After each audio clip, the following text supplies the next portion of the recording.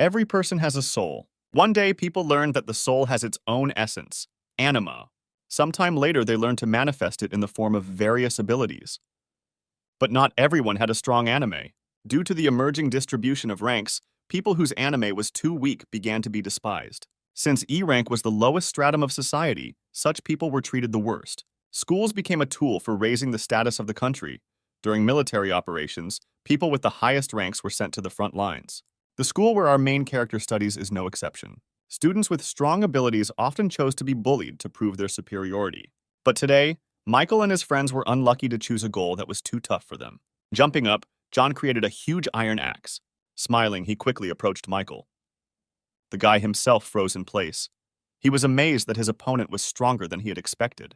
Coming to his senses, he created a tanfei in each hand to hold off John's attack. The next moment, the iron axe collided with the iron tanfas, making a characteristic sound. Due to the oppressive force of the enemy, it was difficult for Michael to remain in this position for too long. He turned to Ethan, standing to the side, wondering why in such a situation he was just watching everything. Our hero was in no hurry to answer Michael. However, a couple of seconds later, scratching the back of his head, he said that he could not help him in any way.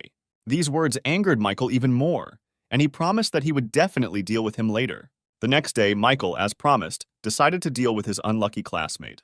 He asked how long Ethan was going to continue causing problems for them. He hated even the thought of someone so weak being in their class. Our hero apologized, saying that one cannot expect anything from someone who is in last place.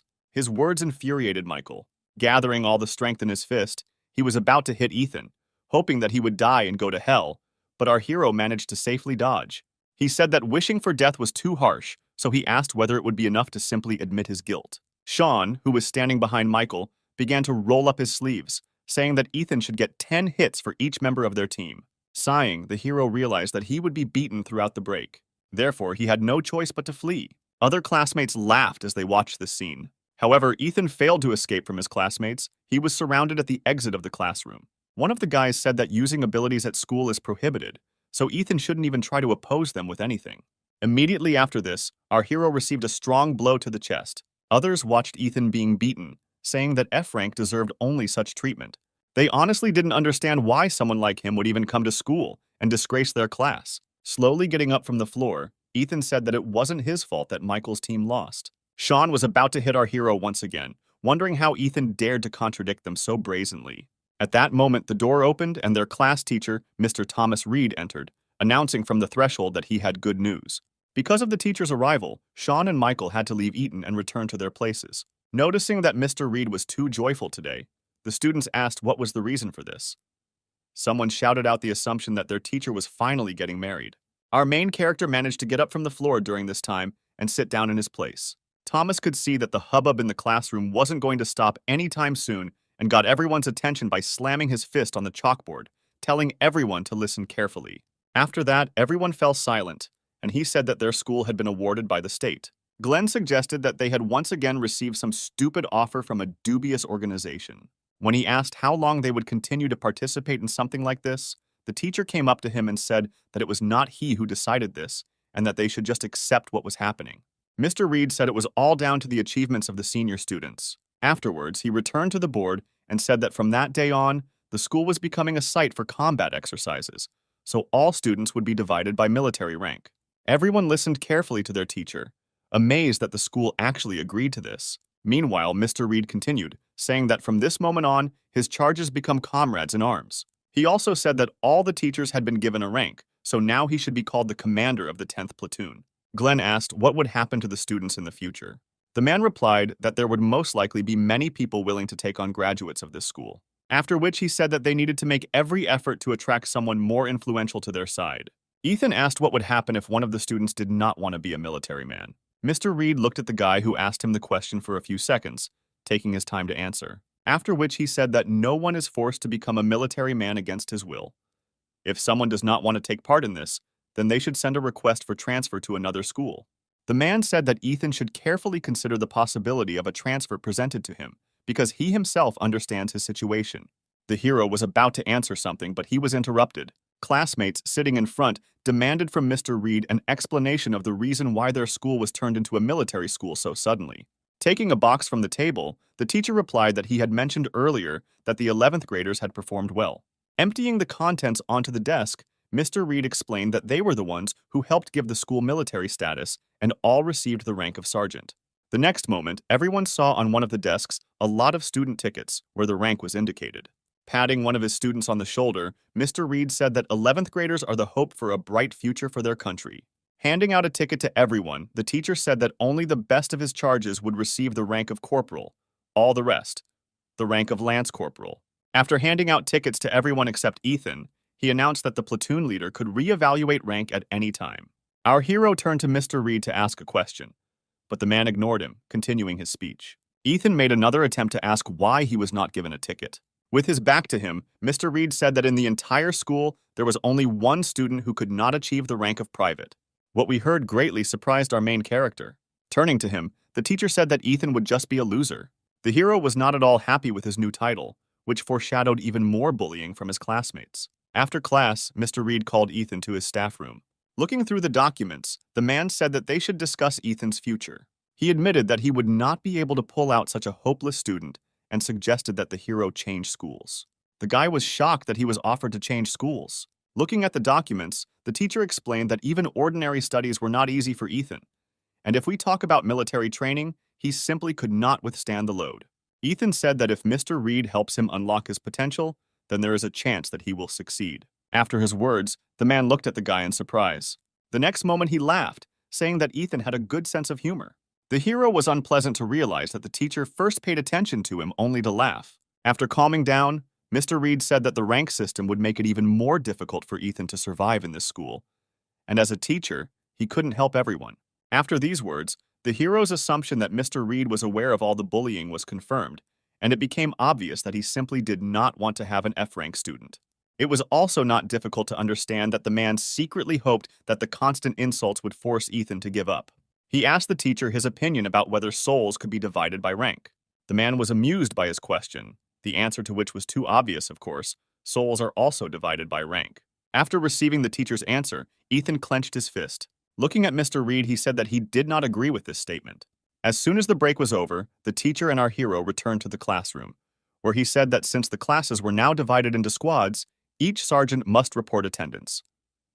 Turning around, Anna counted everyone who was in her squad and reported that there were 10 people in the first squad and there were no absentees. Next was Michael. He said that there were 11 people in his squad with no absentees. Watching them, Ethan could not understand what all these army games were for. Mr. Reed asked the remaining third squad to report. Raising his hand, Glenn asked if that was all, to which the man said that he needed to follow the orders of his superior. Sighing, the guy replied that the total number of people was 10, 2 were missing, and 1 was a loser. Leaning back in his chair, he summarized that there were 8 people in his squad, which caused laughter from his classmates. All eyes were turned to Ethan, who was now not even considered human. The hero was already accustomed to various kinds of bullying, so he simply ignored all the ridicule in his direction. The teacher also did not attach any importance to this and announced that today, instead of lessons, there would be an event on the field. He said that government intelligence officers are hiding in the school, but even the teachers don't know where exactly. They will watch how the students react to such sudden changes. Mr. Reed was interrupted, asking him to get to the point. Sighing, the man said that battles would be held among the school students. All teams were distributed by the administration. Eliza said with disappointment that if only 11th graders fight among themselves, then their class will no longer be interesting to anyone. Ethan, on the other hand, was glad that he could pass the time watching the fights. Suddenly, Mr. Reed clarified what rank Glenn's ability was. The guy answered irritably that he had a C rank. Afterwards, the man asked what rank his fighting abilities had. Questions about his strength irritated Glenn, and he asked why so many questions, because even without them, it is obvious that he can defeat anyone. Mr. Reed approached his ward, and placing his hand on his shoulder, said that in this case his first battle would be against the 11th graders of the first squad. Realizing who he had to fight with, the stunned Glenn jumped up from his seat. Mr. Reed, meanwhile, told everyone except the third squad to go to the field, after which he said that Glenn's squad had 20 minutes to prepare. Everyone began to leave the classroom, wishing the third squad good luck. Glenn did not know what to do, because it was obvious that they would not be able to stand against high school students, who all received a high rank. Besides this, there was another factor that irritated him greatly, namely the fact that there was an F rank on his team. Rising from his seat, he walked towards Ethan, who was calmly lying on his desk. A couple of seconds later, Glenn stopped next to him. Rising from his desk, our hero asked what Sergeant Glenn needed. Glenn grabbed Ethan by the hair, saying that this manner of communication infuriates him. As he approached, he said that if the hero did not want to get punches in advance, then he should change his manner of speaking. Glenn then tosses Ethan aside, saying that the team they will be fighting has a real monster, Antonio. He said that it was difficult to defeat him even with joint efforts, but this time Ethan takes the place of a normal warrior, so the result of this battle is already obvious. With incomprehension, the hero asked, "Since they will lose anyway, then what good is he to them?" Glenn grabbed Ethan by the tie, asking him if he understood the difference between shame and ordinary defeat. Then he touched our hero's forehead, saying that if he goes down in ranking, then only Ethan will be to blame. Turning away, the hero replied that Glenn's rank was not so high as to worry about it. Containing his irritation, Glenn sank down next to Ethan, saying that now he couldn't even beat him well because he was needed on the battlefield. Smiling, Ethan asked what difference does it make who ends up getting hit in the head. Looking at his classmate, Glenn said that he would assign him one simple task, after which he sat down next to Ethan, asking if he could handle it. The hero replied that he would do whatever he was ordered. Having received his answer, Glenn grabbed Ethan by the vest. He said that Ethan would become his human shield. A few minutes later, the third squad was in full force on the field. Before starting, Mr. Reed checked the functionality of the microphone. A couple of moments later, he announced the start of fighting between squads. The teacher announced the leaders of both detachments, between whom a battle would be fought any minute. Although Glenn took Ethan as his shield, he had a bad feeling. Approaching the leaders, Mr. Reed asked if their troops were ready to begin, and they nodded in agreement. The man turned to Antonio, telling him to show everything he could do today. Looking to the side, he explained that government intelligence officers were watching them today, so they couldn't make a mistake. Antonio replied that his squad would do everything possible. After this, it was announced that the teams needed to take their starting positions. Glenn's squad did not even count on victory in this battle. It seemed to them a waste of time. When all the participants stood opposite each other, Mr. Reed announced the start of the battles, and he also announced that the leader of each squad should receive a bracelet. Glenn grabbed Ethan by the vest, telling him to follow him. He put the bracelet on our hero's hand, saying that this will help him last longer, because the bracelet uses the owner's strength for protection, but breaks from a powerful blow. It was also announced that, according to the rules, the one whose bracelet broke is usually eliminated, but due to the difference in the experience of the teams, a change was made to the rules. Ethan asked if he had to be held by the shirt like a cat, to which Glenn irritably replied that he should silently fulfill his role as a shield. Meanwhile, Mr. Reed announced that the victory would be counted towards the team that could hold out for 5 minutes. For Glenn's team, this change did not make the situation any better, because none of them would be able to withstand their opponents for that long. Immediately after this, Ethan set the timer on his watch. Looking at the teacher, he thought that if his team won, they might once again reconsider his transfer to another school. A couple of moments later, the leaders greeted each other. Mr. Reed then gave permission for the fight to begin. Glenn immediately grabbed Ethan and pulled him along. He rushed behind his comrades, hiding from his opponents. The guy hoped that in this way he would be able to hold out for these 5 minutes. As Antonio's squad began to advance towards them, one of the squad members asked what their formation was. But moments later, no orders had come from their commander, leaving everyone confused and unsure of what to do as the enemy began to surround them. Glenn shouted for everyone to shut up and just protect him. He must hold out for the specified time for them to win. The next moment, Olivia kicked the opponent in front of her in the stomach, incapacitating him. Antonio also went on the attack. In a matter of seconds, Olivia managed to defeat several opponents and collect their bracelets. When the girl looked towards Ethan and Glenn, the latter was overcome with real horror. The next moment, she ran towards them. Glenn pulled Ethan even closer to him, telling him that he had to stop Olivia and protect him by any means necessary. The hero suggested running in the opposite direction to gain time. When he looked to the side, he saw the teacher smiling. The man said that he would help him change schools. This infuriated our hero, so he broke free from Glenn's grip, standing in front of the approaching girl. When she was far enough away, he grabbed her hand, surprising Olivia. However, the next moment, she materialized armor. A couple of moments later, her entire body was covered in armor, hiding a bracelet underneath. With enthusiasm, Ethan said that this armor is perfect for Olivia. Her abilities are not only unimaginably strong, but can also create something so beautiful. The girl interrupted him, telling him not to make a fool of himself, because he was not as weak as he wanted to seem, since he kept up with her. In response to her words, he pointed at Glenn, saying that his leader was running away. While Olivia turned her attention to Glenn, Ethan checked the time on his watch and saw that there were still a full 3 minutes left. He tried to figure out how he could hold out all this time. When the girl turned to him again, he asked if he could call her sister. Judging by Olivia's lack of reaction, Ethan assumed that she didn't like the proposal and suggested that they might just be acquaintances. The girl told the hero to stop stalling for time and reveal his ability. Ethan did not know where to go and tried in any way to get Olivia to talk, which began to significantly irritate the girl herself. She again demanded that Ethan reveal his abilities. He seems much stronger than his comrades. The hero asked her not to rush things. He said that she must be well aware of the importance of consistency, especially when meeting new people. Olivia could no longer listen to his empty chatter and began to approach the guy with a murderous aura. Noticing her changed mood, Ethan said that he would reveal his ability to her. The next moment, a dull glow began to appear in his palm. Olivia froze, waiting to see what would happen next. Contrary to all her expectations, a small F-rank dagger materialized in his hand. She stared at the dagger for a few seconds, occasionally glancing at Ethan. Then she sighed heavily, running her hand over her face. When Olivia asked if Ethan was the F-rank loser, the guy nodded, confirming her guess. She was overcome with great disappointment. Despite everything, Ethan himself was proud of the dagger he created, saying that it was no worse than an S-rank weapon. When the guy noticed that the girl turned around and headed in the opposite direction, he called out to her. Ethan screamed that she couldn't just leave when she insisted so hard on seeing his ability. The Kopek piece ignored him and walked on. He made another attempt to stop her, shouting that if she didn't stop, he would sneak up on her from behind and attack.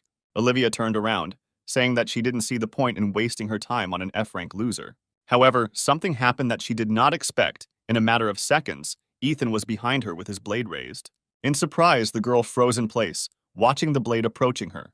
At the last moment, she put her hand in front of her, blocking the attack. Olivia watched as the blade slid across her armor, leaving a small scratch in its wake. Smiling, Ethan said that his dagger was really sharp. Our hero's classmates, who were watching this scene, laughed, saying that Olivia was afraid of some weakling who could not even inflict any damage on her. The girl said that even though Ethan's reaction speed is not bad, but with a rank like his, it will not help him. Then she turned around, saying that she saw everything she wanted. Looking at her retreating back, Ethan thought that he managed to buy a little more time. However, when he looked at his watch, he saw that only 1 minute had passed and he needed to hold out for 2 more. Olivia at this time was approaching Glenn, who was backing away. Stepping back, he said that it was better for her not to approach him. But the girl ignored his words and quickly appeared next to him, asking if he could prove to her that he was better than Antonio. At the same moment, Glenn noticed a nearby stone. He was happy about this and thought that this was a great chance, because there were quite a lot of stones here. Olivia asked what exactly Glenn was going to do to prove his superiority. Glenn replied that since she was so interested, he would be happy to show everything, after which he sat down and touched the ground, activating his ability. Olivia didn't understand what he was doing. Ethan, on the contrary, understood everything perfectly. He realized that Glenn had been hiding his real rank all this time. Our hero called out to Olivia, warning her that her opponent's technique was too dangerous. Glenn himself used extraction on one of the stones sticking out of the ground. A couple of seconds later, the guy towered over the girl, standing on a huge stone.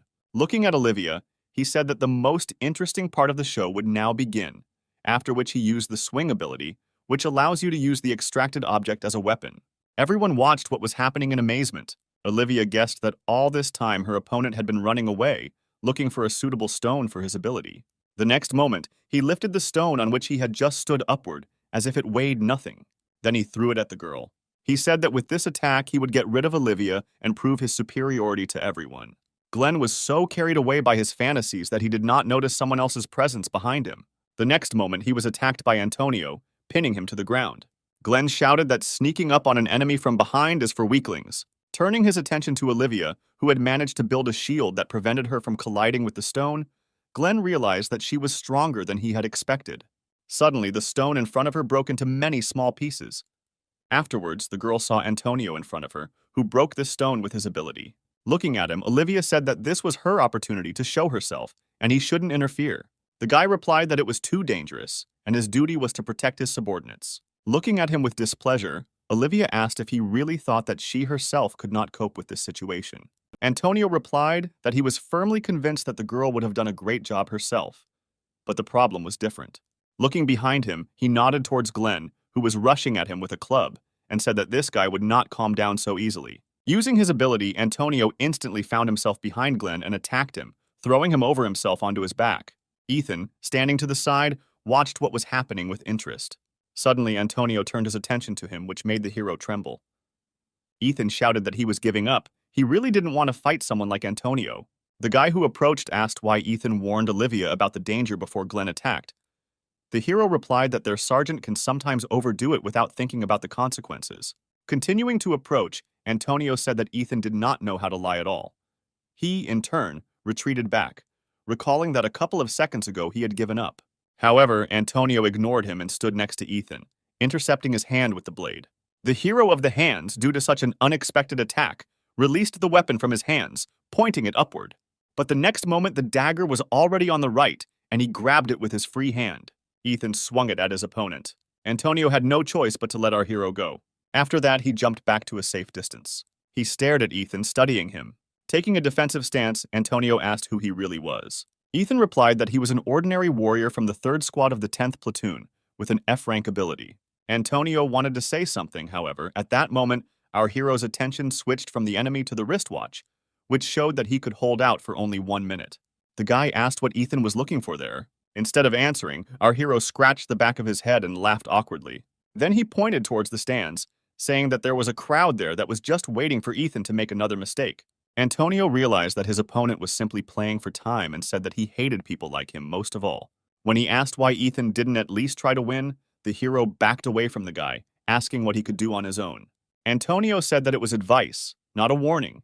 Ethan asked if there was any point in that, since he was only an F rank. Antonio said that at the end of the battle, the scouts would choose the worst ones and send them to other schools. After his words, the hero began to approach his opponent, saying that he did not want to go to another school. When Ethan stopped, he said that he could not guarantee Antonio that he would remain alive, since he had become his opponent. Immediately after this, a red aura began to surround our hero. It seeped out of his body, filling the surrounding space. The system reported that Ethan's physical indicators had tripled, and he could also see not only the level of someone else's ability, but how it worked, as well as its weaknesses. Ethan's condition will only return to normal if the opponent dies, or his soul essence is completely destroyed. The true ability of our hero is the skill of perfect execution with the enemy, which has an S rank. All this time, Antonio remained in place, observing the changes that were happening to the guy opposite. He assumed that the low-grade dagger was just a part of the manifestation of his true ability. Turning his attention to Antonio, Ethan saw that the opponent's ability was only a B rank, which was that he could catch any target.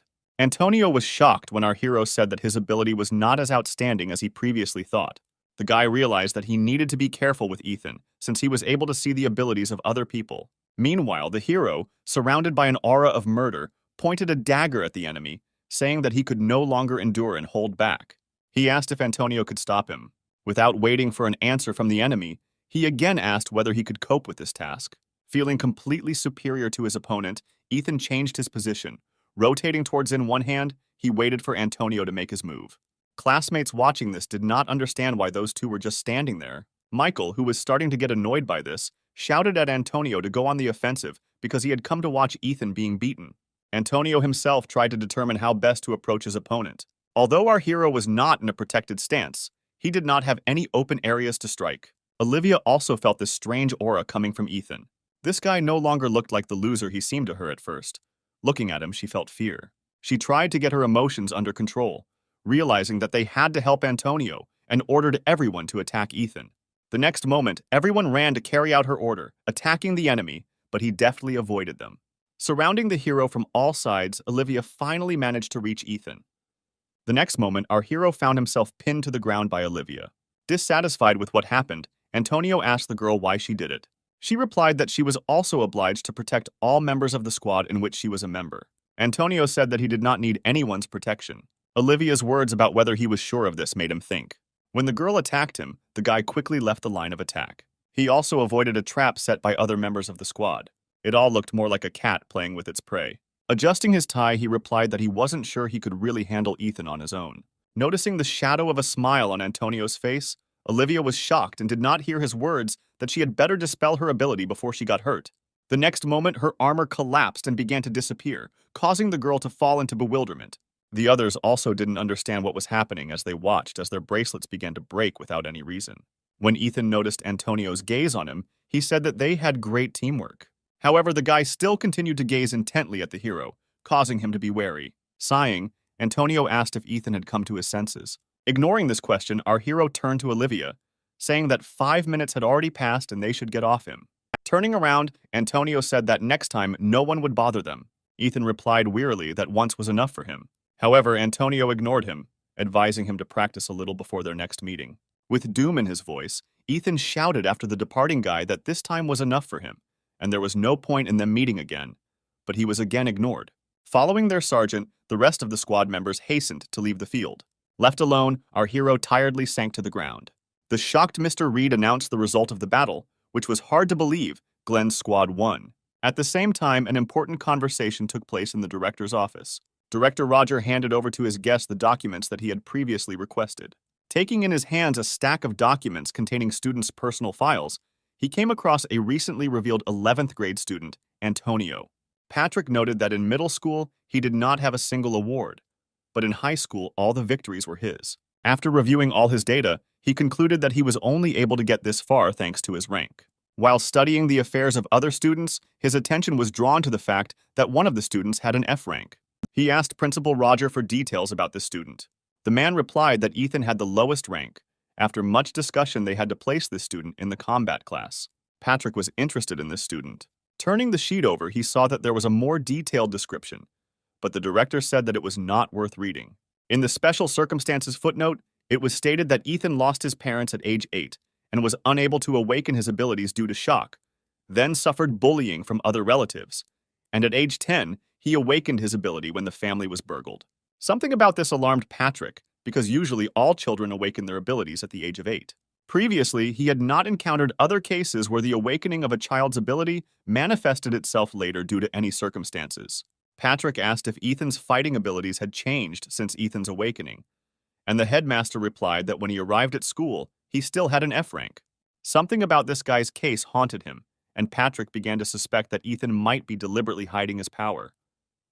Putting the stack of documents aside, he said that he would like to meet the student in person.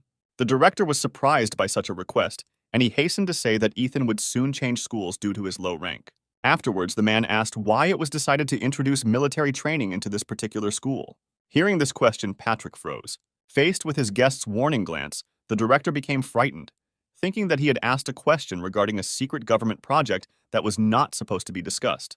He apologized, saying he shouldn't have asked that question. Looking at the affairs of the two students who caught his attention, Patrick replied that they were preparing for attacks from the north, and the system he introduced will help students change and become stronger. Every morning of our hero began the same way. He woke up exactly at 6 in the morning, after which he begins to get ready for school. In front of the mirror, he tells himself that today will be a good day, and at 6:30 he leaves the house. Because he was given cleaning duties, he has to go to school so early. This morning at the entrance, he met other students who had come to school at such an early hour. Rumors about what happened yesterday spread throughout the school, so Ethan's name became on everyone's lips. Grinning, the girl said that most likely Antonio's team simply lost their vigilance yesterday, since they lost to someone like that.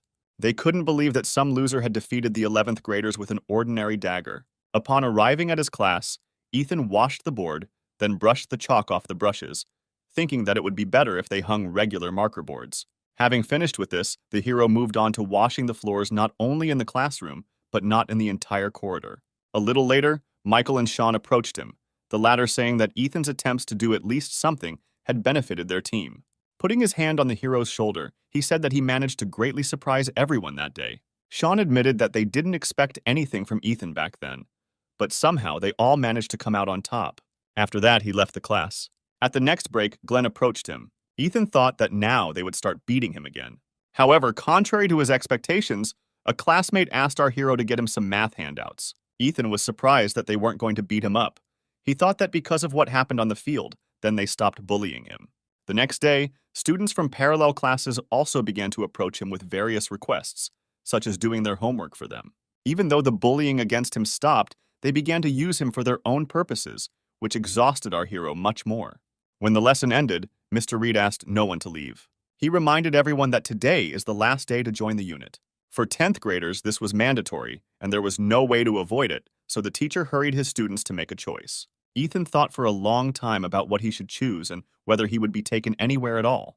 Mr. Reed said that a separate conversation would be held with those who did not choose anything. Everyone in the class started laughing at Ethan, saying that no normal unit would accept an F-rank fighter. Our hero did not give any importance to their words. However, when he read the list of units offered to him, the former calm disappeared and was replaced by horror. All units on the list are directly related to the army or the use of the ability. Many have already decided where they want to go and even split into groups. Michael was no exception and immediately headed to the selected unit to submit his application.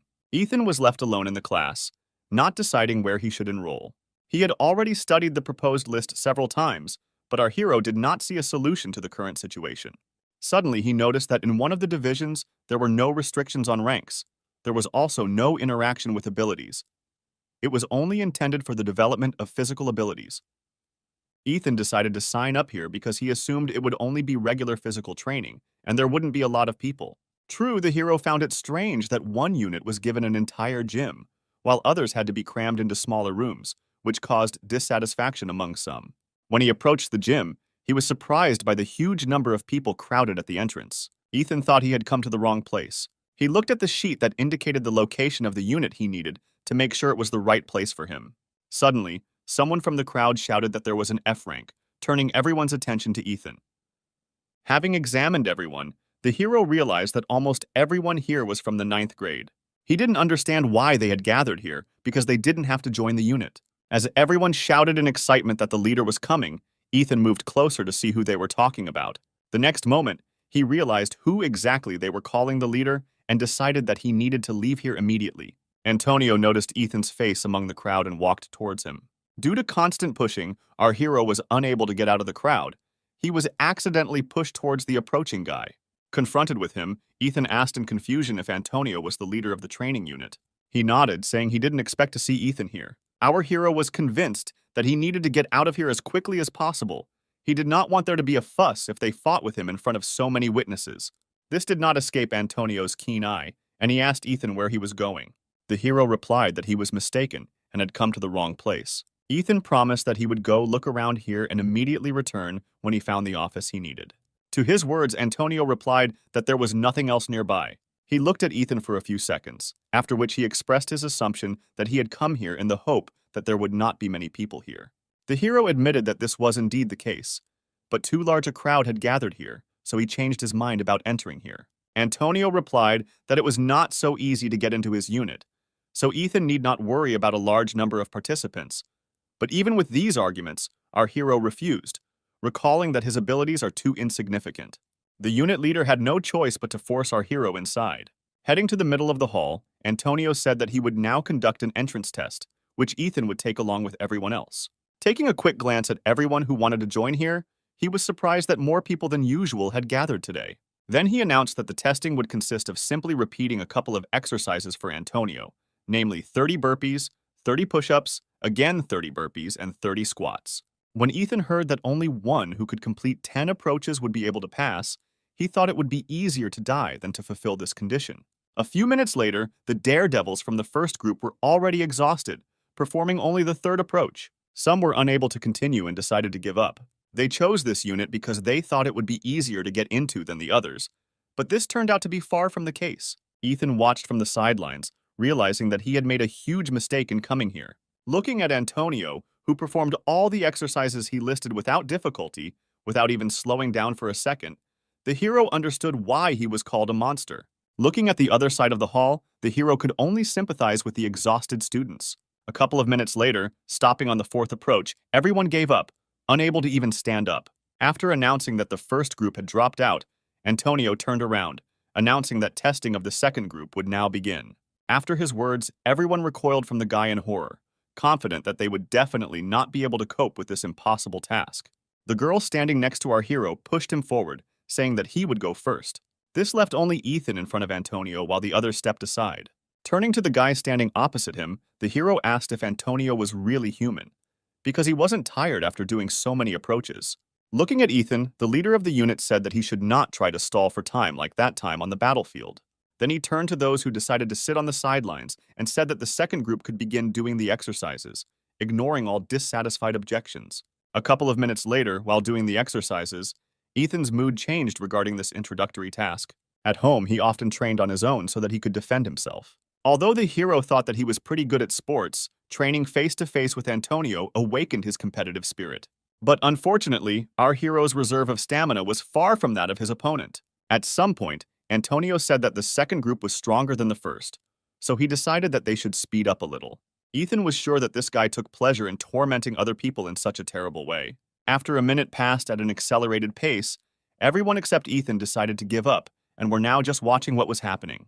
Seeing how our hero performed approaches on a par with Antonio, they could not believe that his abilities really had an F rank. Our hero did not intend to give in to his opponent, so he performed exercise after exercise, fighting his irritation towards Antonio. The leader of the unit himself was not even out of breath, calmly performing the exercises at a given pace. One of those watching lost count of which approach they were already performing. The girl sitting next to him suggested that the seventh had already gone. Hearing this, others began to support Ethan, recognizing that he was not as bad as they said he was. A smile also appeared on Antonio's face. He thought that it was not in vain that he had noticed this guy on the day of the battle. Ethan himself was already at the limit of his strength. Continuing with the exercises, Antonio said he was confident that the hero's reaction time that day was not just a coincidence, but that his well-developed stamina helped him maintain his pace. After these words, Antonio accelerated again, challenging Ethan. The hero could not believe that his opponent seriously decided to do this. Many thought that competing with a newcomer at such a speed was too cruel even for Antonio. But when they saw that Ethan was doing everything on par with the leader, they were very surprised. The second group began to support our hero, shouting that there was only a little time left and he would succeed. As he completed his final set, Antonio complimented Ethan on his excellent work. The next moment, joyful screams were heard in the hall. Having completed all the exercises, Ethan wanted to lie down and not get up. This pace was not usual for him. Congratulations poured in from the outside on the successful completion. He sank to the floor, thinking that since he was praised, then everything turned out not so bad. Standing next to him, Antonio extended his hand to Ethan, saying that he had been accepted into the training unit. Grabbing the offered hand, the hero thanked the guy and said that this was enough for him. Picking him up from the floor, Antonio said that Ethan could come here to train starting tomorrow. Trying to pull his hand away, the hero repeated again that what he received today was more than enough. Approaching him closely, Antonio said that training together was much more effective, and besides, he had been waiting for a suitable opponent for a long time. Ethan replied that if he had completed just one more approach, he would have died, and also reminded that Antonio is annoyed by people like our hero. Ignoring all his words, the guy slowly said that it took him a whole year to find a member for his unit. Ethan realized that he was completely unheard, and there was no point in arguing with Antonio. A few days later, our hero stayed after school to clean the classroom.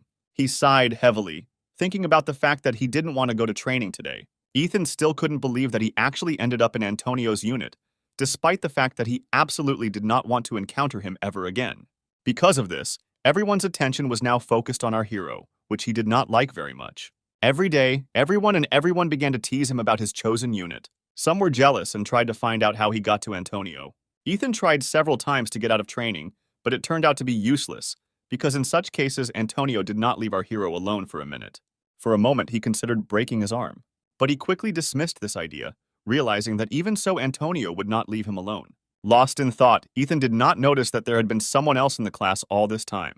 When the hero finally paid attention to the stranger, she asked him if he was studying here. Ethan nodded and asked what was wrong. The next moment, she took out her student card with a title, saying that if she was not mistaken, then in this school it is customary to greet her this way. Ethan was surprised when he learned that this girl already had the rank of corporal. Alicia asked what the title of our hero was, but he hesitated to answer. Noticing this, she demanded his name and rank in a commanding voice. Ethan immediately reported that he had been awarded the rank of Rookie of the 3rd Detachment of the 10th Platoon. Only then did he realize that he had answered her without thinking, because they had been forced to memorize it many times. Looking at Ethan, Alicia was surprised that he was just a newbie. After she extended her hand, saying that she was glad to meet him, the hero returned her handshake and asked what she was doing here. Alicia replied that starting tomorrow she would join the ranks of the 10th Platoon. After receiving her answer, Ethan smiled, saying that he hoped they would get along in the future, and then headed out. He said he still had work to do, so he had to go.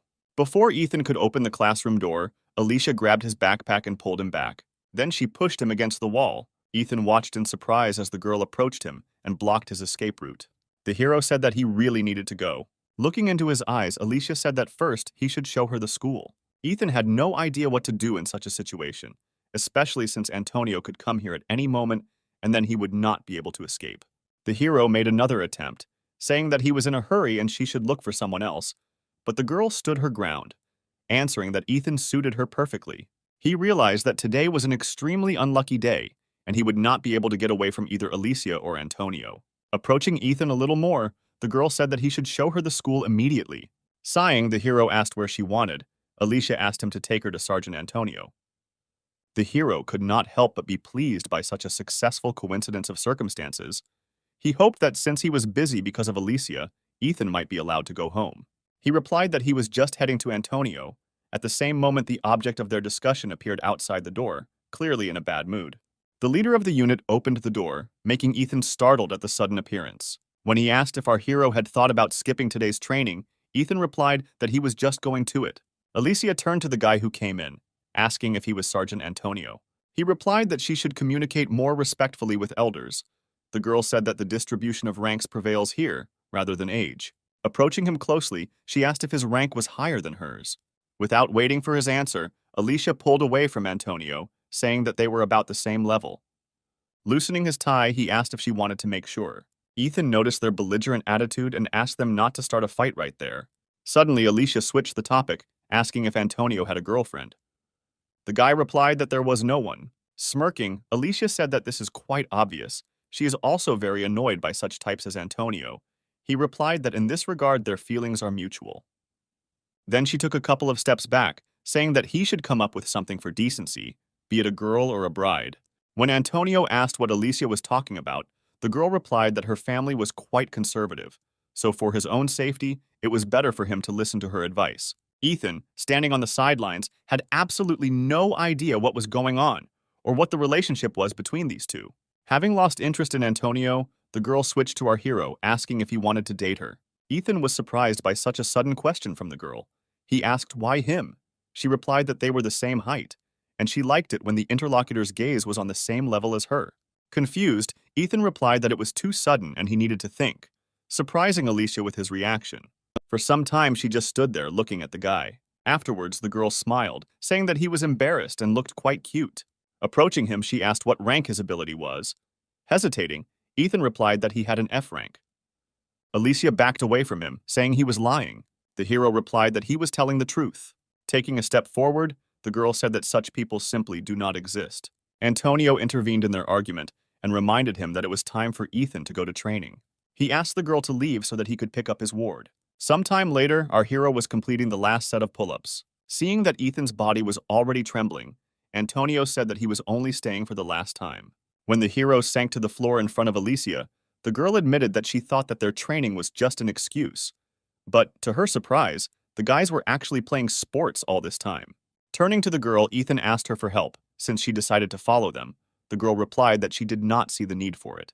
The hero was amazed that only recently she demanded to show her the school, and now instead she is watching their training. Pointing to Ethan, she asked why Antonio was training with him. He replied that the guy was an ordinary beginner whom he decided to help, because for him, physical characteristics are more important than rank, and he had also been looking for a suitable partner for a long time. The girl smiled, guessing that the real reason was not so simple. Approaching Antonio, she said that she did not understand why waste her time on him, only if he did not see some potential in Ethan. The guy tensed after her words. Alicia asked him to tell her what Ethan was hiding. After what she saw during this training, the girl was sure that Ethan's abilities were much higher than just F rank. Antonio replied that he knew nothing.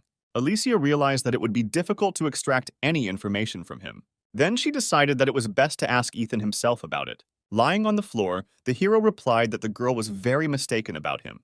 He was just a useless F-rank newcomer. From his answer, it was too obvious to Alicia and Antonio that this was a lie, but they could not do anything about it. Sighing, the unit leader grabbed the hero by the shirt, saying that there was plenty of time to rest and they needed to continue training. The next day, Mr. Reed announced that there was a new student in their class. Looking towards the door, he told the girl that she could come in. A couple of seconds later, a smiling Alicia stood in front of the whole class. Everyone looked at her with interest, because it was the first time someone had been transferred to them. Alicia turned to the teacher, asking where her place was. The man replied that she was sitting on the horse with the first squad, but first she needed to introduce herself. Having determined where Ethan was sitting, the girl replied that she liked the third squad and headed in his direction, ignoring the teacher's objections. Walking past the rows, Alicia asked to be placed in the third squad. Ethan and his seatmate watched the new girl in bewilderment. Pointing to her neighbor Ethan, Alicia said she wanted to sit there and asked to switch seats. The guy replied that this was his place and he did not intend to give it up. The girl didn't like his answer. Hitting the desk with her hand and leaning towards the guy, she asked if he really didn't want to change seats, adding threatening notes to her voice. He had no choice but to give her his seat. When the girl took her new place, one of the guys called out to her. Glenn asked displeasedly who she thought she was to allow herself to do such a thing. Smiling, she asked if his rank was really higher than hers, after which she said that she knew that among the students, the highest rank was corporal, and she was precisely a corporal. Glenn stated that he was the leader of the squad, but the girl no longer listened to him, telling the teacher that she would sit here. Mr. Reed approved of this new girl's arbitrariness. Alicia turned her attention to Ethan, noticing how he sighed resignedly, covering his face with his hands. The girl asked if he really didn't like her so much that he looked so unhappy. Placing her hand on his shoulder, she said that she sat next to him in the hope of establishing communication with each other. But now she does not know what to do. Ethan replied that he would like to be friends with her, and it's not that he doesn't like her.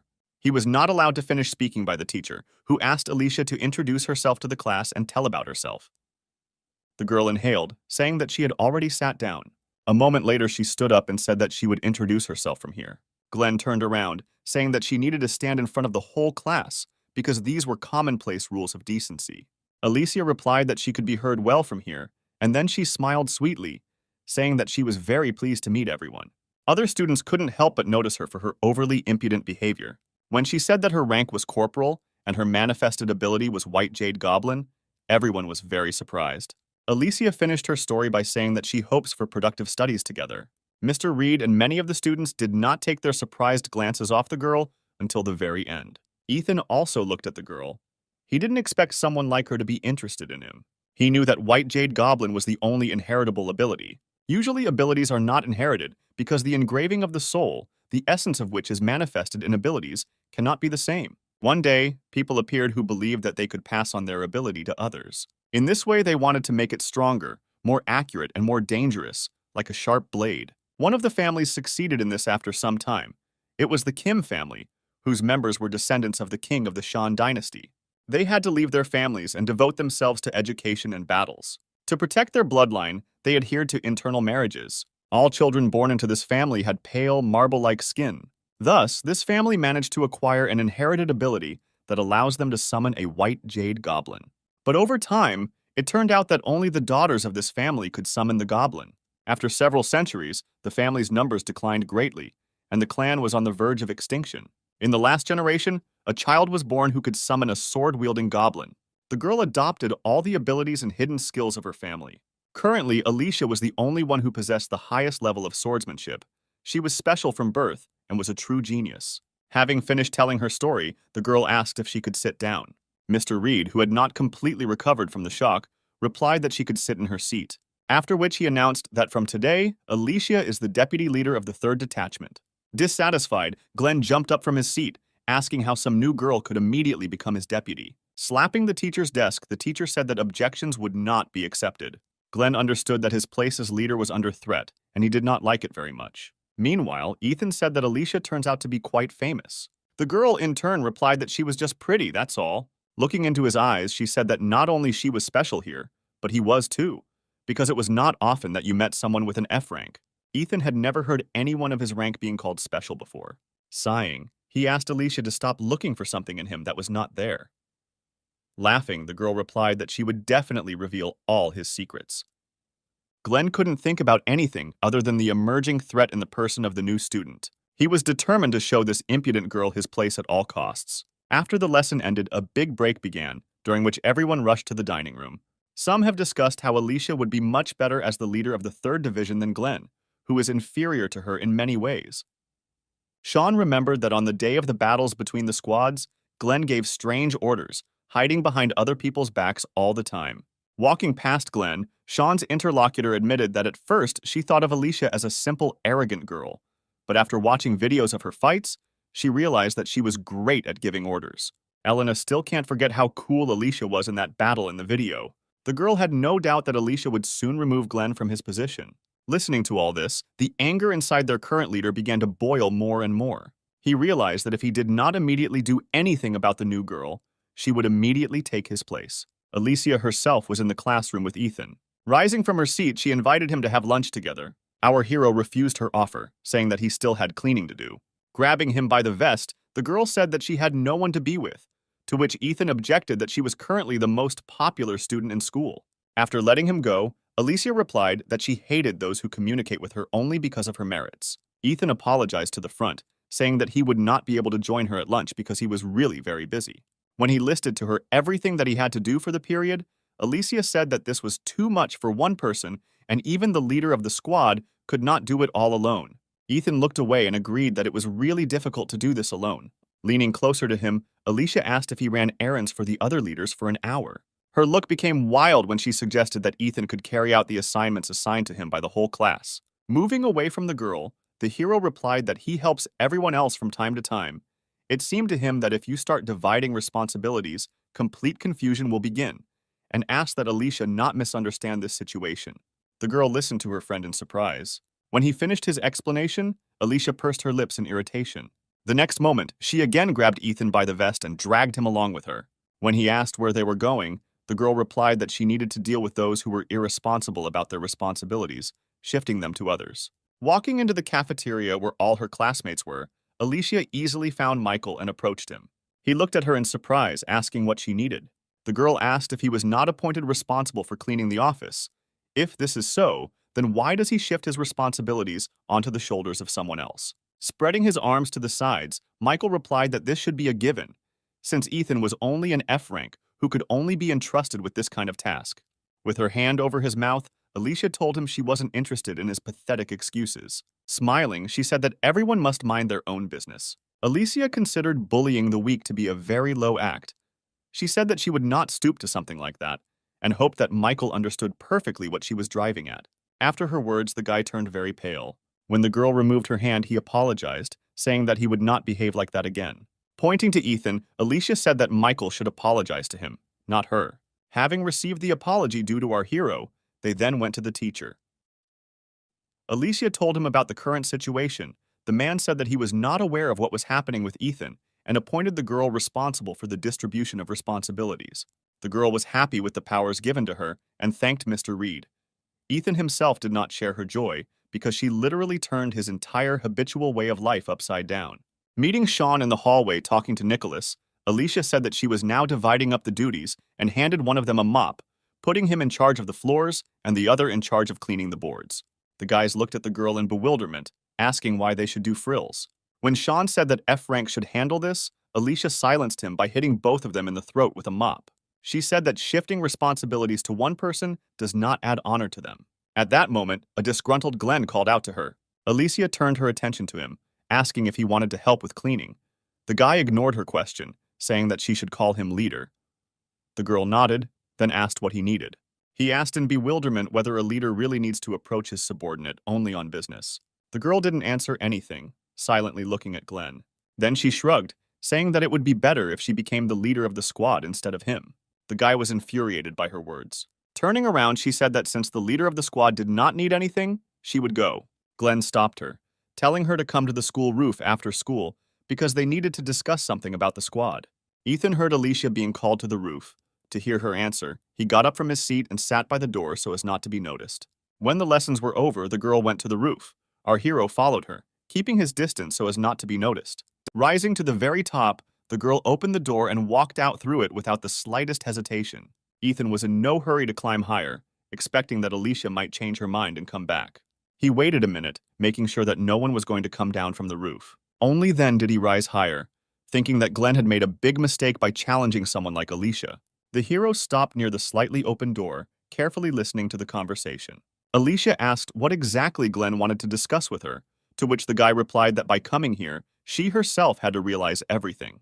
Then he pointed to a group of his people standing behind him. Smiling, the girl said that their leader was far from a failure and was quite popular at school. Several dozen students from different classes stood in front of Alicia. Glenn said that since she is a member of his squad, he does not intend to give up in the future after today's conversation. Alicia wondered if the leader of her squad was so weak that he couldn't talk calmly without a crowd of his friends behind him. Her words made Glenn laugh. Trying to hold back the gusts of laughter, he said that it was time to teach his deputy a lesson. The surprised girl pointed to herself, asking what exactly they were going to do. Then she looked at Glenn, asking what exactly he was going to teach her. Kneading his hands, the guy answered, explaining in a more understandable language that he would make Alicia regret her behavior. The girl asked what was wrong with her behavior. Glenn replied that she must obey her leader's orders. His words made her laugh a lot. She asked why on earth she should do this. Alicia said that Glenn must either be stronger than her or smarter for her to obey him. But the guy standing in front of her did not fit any of these points, so she said that she did not recognize him as a leader. Glenn couldn't believe that Alicia actually dared to say something like that. He commanded those behind him to activate their abilities. The girl watched her opponents, assessing their strength. She replied that they had quite a few melee weapons, but they were completely ordinary, without any additional enhancements. Glenn was sure that so many opponents must have shaken Alicia's confidence. He asked if she felt insignificant when looking at his team. The girl replied that this should apply more to themselves than to her. Glenn replied that she should stop talking nonsense, because it would not be difficult for his people to deal with her in a matter of minutes. He reminded her that using powers in the school was prohibited, especially ones as strong as hers, so if she activated it, she would be severely punished. At the same moment, several fighters stepped forward. He was confident in himself, because he selected only those who could calmly use their abilities without fear of being noticed. He knew that in order to maximize her strength, Alicia needed a sword, which the girl did not have. Comparing a professional without the opportunity to use his ability and losers, but with abilities, it was obvious to him that the latter would win. Glenn said that the girl had better give up from the very beginning, because she would not be able to cope with such a crowd. If she changed her mind about him, he promised that she would be treated a little more gently. Suddenly, Alicia asked if Glenn had any thoughts when looking at Antonio, who is quite famous in this school. The guy didn't understand what she was trying to say. Alicia said that everyone knew the rank of her normal ability, and then asked if they knew the rank of her combat ability. When she took a step forward, the guys who had come forward began to back away in fear. Glenn didn't understand what they were doing, because a swordsman without his sword poses no threat against a whole crowd with abilities. Sighing, Alicia said that he should have tried so hard during the Battle of the Squads. Then she pointed to her forehead, asking if he had forgotten what they were taught. She recalled that according to statistics, one A-rank fighter can easily defeat 100 less powerful opponents, after which one horn grew from her forehead and her hair began to turn lighter.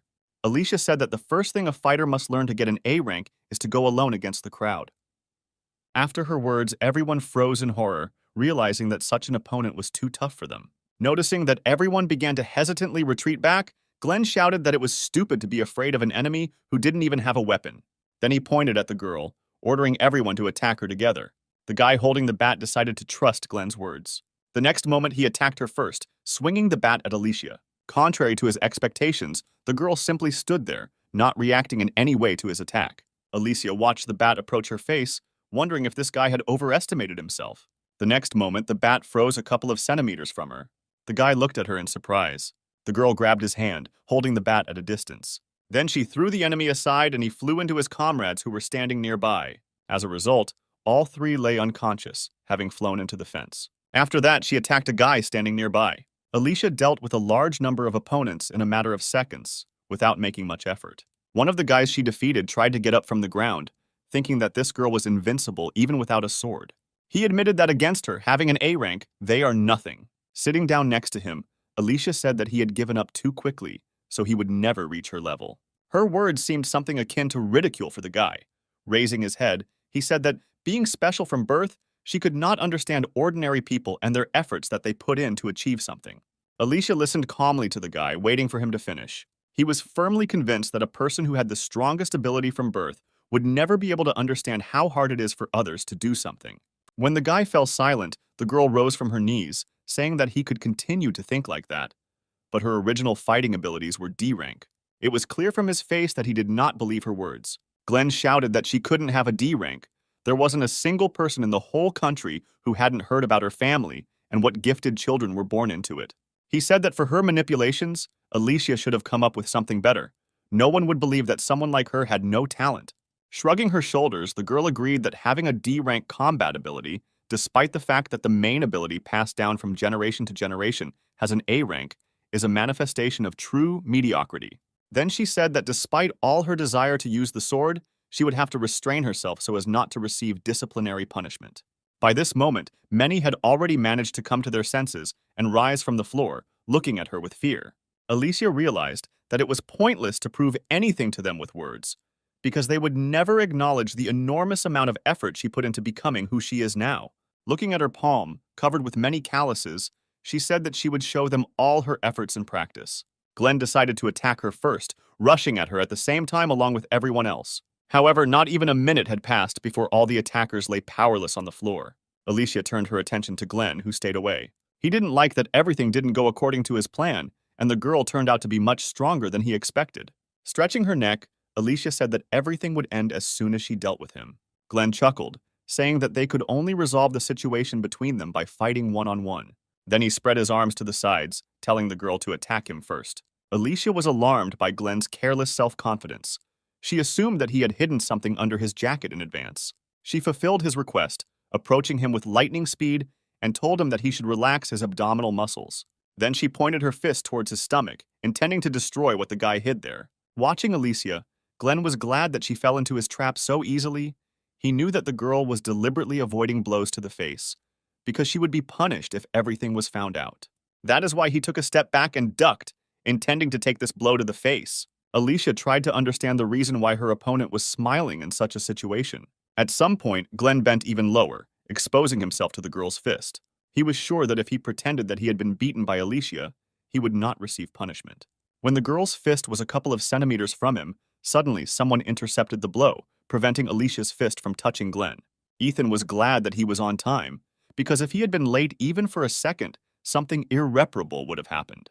Gurren was surprised that F-Rank decided to interfere in their fight. Ethan stood up, throwing out fragments of plastic, which took the entire blow upon himself, ignoring the questions of the surprised guy about what he forgot here. The hero stepped on Glenn's hand, silencing him, after which he apologized for such a grave mistake in relation to his leader and asked if he had suffered much. Holding his bad arm, Glenn looked at Alicia, asking if she called this non-entity here. Pointing to our hero, the girl replied that he himself followed her. The notes of dissatisfaction in her voice touched Ethan to the core. He said that this life was too cruel to him, because he was not welcome anywhere. A few moments later, Alicia's ability dissipated. Looking at the distance from where they were to the front door, she didn't understand how Ethan managed to cover this distance in such a short time. It would have taken him at least 10 seconds to make it in time. Somehow he managed to get to them before her fist touched Glenn's face. He was also able to completely absorb her blow without getting hurt. The girl clenched her fist, realizing that this guy might be stronger than she originally thought. Feeling that something was digging into her palm, she unclenched her fist and was surprised to find pieces of plastic there. Our hero pointed to the sky, saying that the sun was already setting and invited everyone to go home, forgetting about what happened here. Rising to his feet, Glenn asked who Ethan thought he was that he dared to decide for others. He said that our hero and Alicia would be in big trouble if he complained to the teacher. Making the most innocent face that Ethan was capable of, he asked in surprise what he had done. He just protected his comrade in the squad, for which, on the contrary, he was entitled to praise. Alicia agreed with him, saying that their junior did protect Glenn's face. Because of this, there would not be enough arguments to accuse them of anything. The guy laughed at her words, saying that she shouldn't be so self-confident. Pointing towards the door near which he had previously hidden the camera, Glenn said that everything that happened was recorded. The guy admitted that he was going to show this video to the teacher, proving that Alicia and Ethan, in conspiracy, not only violated the school rules, but also brutally beat other students. When the guy finished his enthusiastic speech, the hero pointed down, asking if this was the camera he was talking about. Glenn looked down in bewilderment and saw the wreckage of his camera, which would be very difficult to restore in this condition. Ethan apologized to the leader, saying that he didn't know it was a camera and he mistook it for a regular decorative item. Awkwardly scratching the back of his head, the hero said that this was the first thing that came to his hand, that he could find here to soften the blow. Kicking one of the fragments of the camera, Olivia said that Glenn's plans were not destined to come true, but there is something that worries her more at the moment. Grabbing Ethan by the vest, she asked how he managed to stop her blow. Raising his hands in a gesture of surrender, the hero asked why she was treating him like that, since he had just helped her. The students who came to their senses watched in surprise what was happening. One of them said that A-rank fighters have not only good skills, but good luck. Alicia heard these words spoken and froze for a couple of seconds. Then she headed towards them, dragging Ethan along with her. The guys watched the girl, wondering what she was going to do. She suddenly told them to stop whining about their low rank and advised them to learn a lot from Ethan. Alicia said that they should seriously think about her words and what happened today, and then turned towards the door. Everyone just watched in surprise at the retreating girl, who was dragging our hero along with her. Glenn never moved from his place, even when the door slammed shut, leaving him and his defeated team on the roof. He lowered his head, clenching his fists. Glenn really lost today. That same night, Ethan had a dream about events that happened many years ago. In an apartment covered in splashes of blood, screaming heart-rendingly, a woman with severed limbs tried to crawl away from a little boy with a knife, calling him a monster. Blood covered the boy's entire body, strewn with countless bruises from beatings, which gave him a terrifying appearance. Standing in front of the man's corpse, the boy said that he was no different from his uncle and aunt, who raised him this way. At this moment, Ethan woke up, jumping up sharply in bed. The next moment, the alarm clock, set for 6 in the morning, rang. But the hero did not pay attention to this annoying ringing, being overwhelmed by memories from the past that haunt him in nightmares. He exhaled heavily for a few moments, returning to reality. He had stopped having this dream since entering high school, but recent events had caused his nightmare to return. A few hours later, while walking next to Ethan, Alicia noticed that something was wrong with him today. She asked if something happened to him. Smiling, Ethan answered in his usual manner that he was just a little tired, then changed the subject, asking where they were going after all. Looking at Michael's group walking next to them, the girl replied that she did not know this, because the teacher only told the sergeants detailed information. But most likely, they would have a joint lesson with the medical class. A few minutes later, they stopped near a tall building, after which Glenn said that they were there. Other voices were immediately heard from outside. Students from another school had been waiting for them for a long time and openly mocked our hero's class because they did not show their best side by being late on such an important day. An irritated Glenn approached them, asking who they were. The girl in front ignored his question and said that they were just interested in looking at Alicia, who was rumored to be extraordinarily beautiful and talented. Glenn said irritably that Alicia held the position of deputy in his squad, and if they had something to say, then they could say it to him. After his words, the students of the other school laughed, saying that their attempts to appear military looked stupidly funny. Glenn could not listen to this any longer, so he said that he was the sergeant of the 3rd Detachment of the 10th Platoon of the High School of Special Training, and then demanded that they tell him who they were. One of the girls asked who he thought they looked like. He replied irritably that they were the dregs of society. A man suddenly appeared and put his hand on the shoulder of one of the girls, saying that they should not quarrel with other schools. Lewis apologized for his classmates' behavior, saying they were a little worried. Then he extended his hand to Glenn, saying that he was very pleased to meet you. Glenn pushed away the hand extended to him, answering that Lewis should not waste his time and explain what was happening here. The guy suggested that Glenn calm down first so that they could have a normal dialogue. Alicia came out in front and said that he really should calm down and pay close attention to what he says, because their training rating has dropped a lot lately and they need to restore it. Afterwards, the girl turned her attention to Lewis and asked for forgiveness for Glenn's behavior. Lewis replied that everything was fine and then said that he was very glad to meet her. Alicia ignored his outstretched hand in greeting, saying that their squad had come for a joint lesson with the medical class. Then she asked what students from another school were doing here. Smiling, Lewis replied that they were the very class that should work together with them today. The guy also said that they had been waiting for this day for a long time. Afterwards, the students from the 2 schools headed to the bank building, where their assignment would most likely take place. Lewis said both schools have a relationship with the bank and felt it would be a great location for their practice. Noting the absence of people on this street and the presence of a security guard at the entrance, the guy assumed that the bank was closed for today on the occasion of their arrival. When they went inside, a man greeted them, saying that they had arrived on time. Some of the students had heard that security officers would be assigned to them, so they were not very surprised by the appearance of men in uniform. She took a few steps forward and introduced herself, saying that she was really looking forward to this day. The men laughed and replied that she was brave beyond her years. Alicia asked what they would do today. After her question, Jack, who met them, laughed even more, saying that he was starting to like her and would gladly take her into his unit when she grows up. Sometime later, they were led inside the bank. Taking off her sword, Alicia thought that their fighting abilities were completely ignored and treated like little children, and she would have to try hard to prove her worth. Suddenly, she clicked on Lewis, who was standing next to her. He immediately approached her, asking what business she had with him. Alicia asked him to split his class into 4 temporary squads because they needed to appear in a good light in front of the bank. Then I looked at my classmates, who were talking with the employees at full speed. Sighing, the girl said that they were acting too carelessly and no one was taking the whole situation seriously. An employee passing by said that he and other guys would go for coffee and asked if they would drink something. When Alicia heard that the cafeteria had a coffee machine and other drinks were also available for purchase, all her seriousness disappeared. Leaving her sword behind, she ran after the man, figuring that it wouldn't hurt to relax a little. Besides, there were people from the security department here. Ethan decided not to join the others in the cafeteria, remaining in the room. He believed that everyone had relaxed too much. Lewis suddenly walked up to him. The hero did not expect such an unexpected appearance of the guy, so he could not hide his surprise, wondering what he needed. Smiling, Lewis asked if Ethan was close with Alicia. The hero assumed that Lewis wanted him to arrange a date with Alicia and assured him that he would handle it perfectly. The guy waved his hands, saying that this was not why he approached Ethan. The hero turned out his empty pockets, saying that if Lewis wants to ask him to buy something, then he does not have money with him. Lewis said that assumption was also incorrect. The next moment he said that he was interested in Ethan himself. Afterwards, he asked if he would like something to drink. Pointing behind him, Lewis said he saw a drink machine nearby. Ethan agreed to his proposal and headed in the indicated direction. He stopped for a second, thinking about whether he should warn Glenn, but deciding that everything would be fine without him and moved on. A few minutes later, he was enjoying a cool cola. Watching Ethan, Lewis said that he seemed too carefree. Hearing the question of whether Ethan was hiding his abilities from the entire school, the hero almost choked on his drink. Although he replied that this was not so, Lewis was not. I was left with a strange feeling that Ethan did not fit into the class team at all and seemed out of place. Smiling, the hero replied that being carefree is his motto in life. Lewis asked what rank his ability was.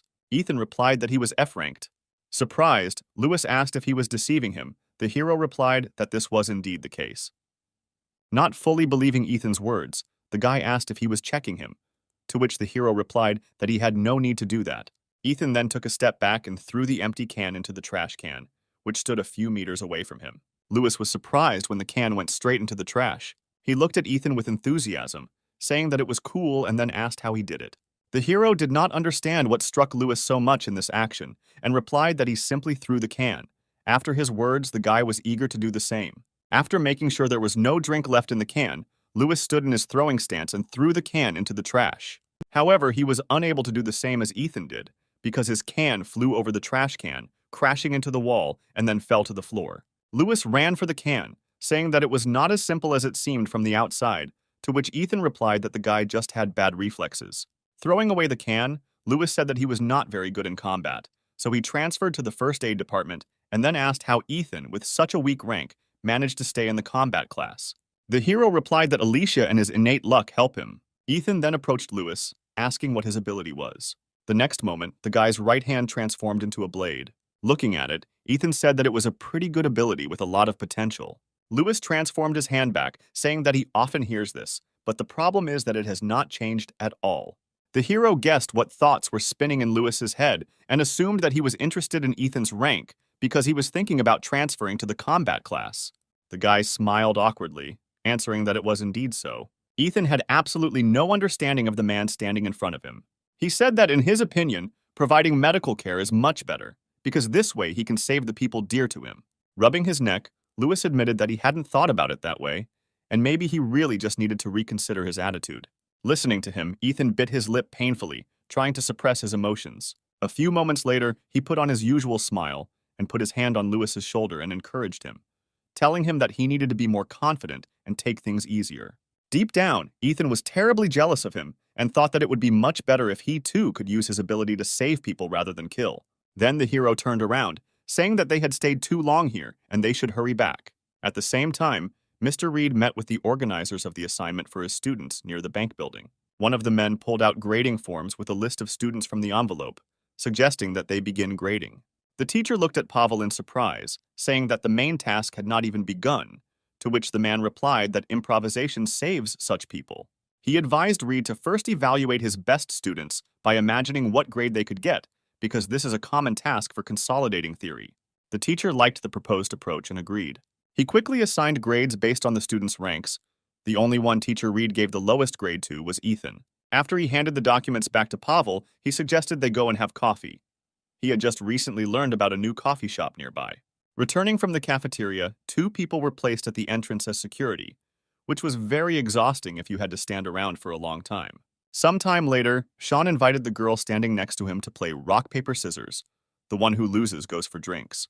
Lisa agreed, and they started the game, not noticing that men dressed in military equipment were approaching the entrance of the building.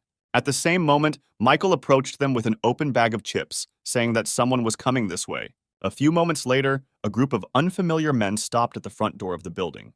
Hearing the students talking about the appearance of some strange people, Jake stopped with a mug of hot coffee in his hand and looked towards the entrance. The next moment, he threw away the half-drunk coffee and ran there, cursing. Approaching the students, the man shouted for them to immediately move aside. But they stood still, not understanding what was happening. Jack moved behind them with lightning speed and pushed them aside, after which he created a tunfei blocking the enemy's attack. Having difficulty holding back the onslaught of the attacker, John shouted to all the students present to run to the emergency exit. The students themselves did not understand what was happening and were dumbfounded with fear, ignoring John's order.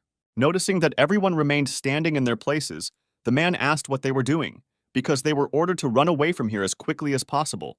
At the same moment, his weapon began to become covered with deep cracks, unable to withstand the strength of the enemy. A couple of moments later, everyone saw how John was cut into two by an enemy unknown to them. Throwing the blood-stained sword over his shoulder, Douglas said that he was glad to meet with his comrades from South Korea.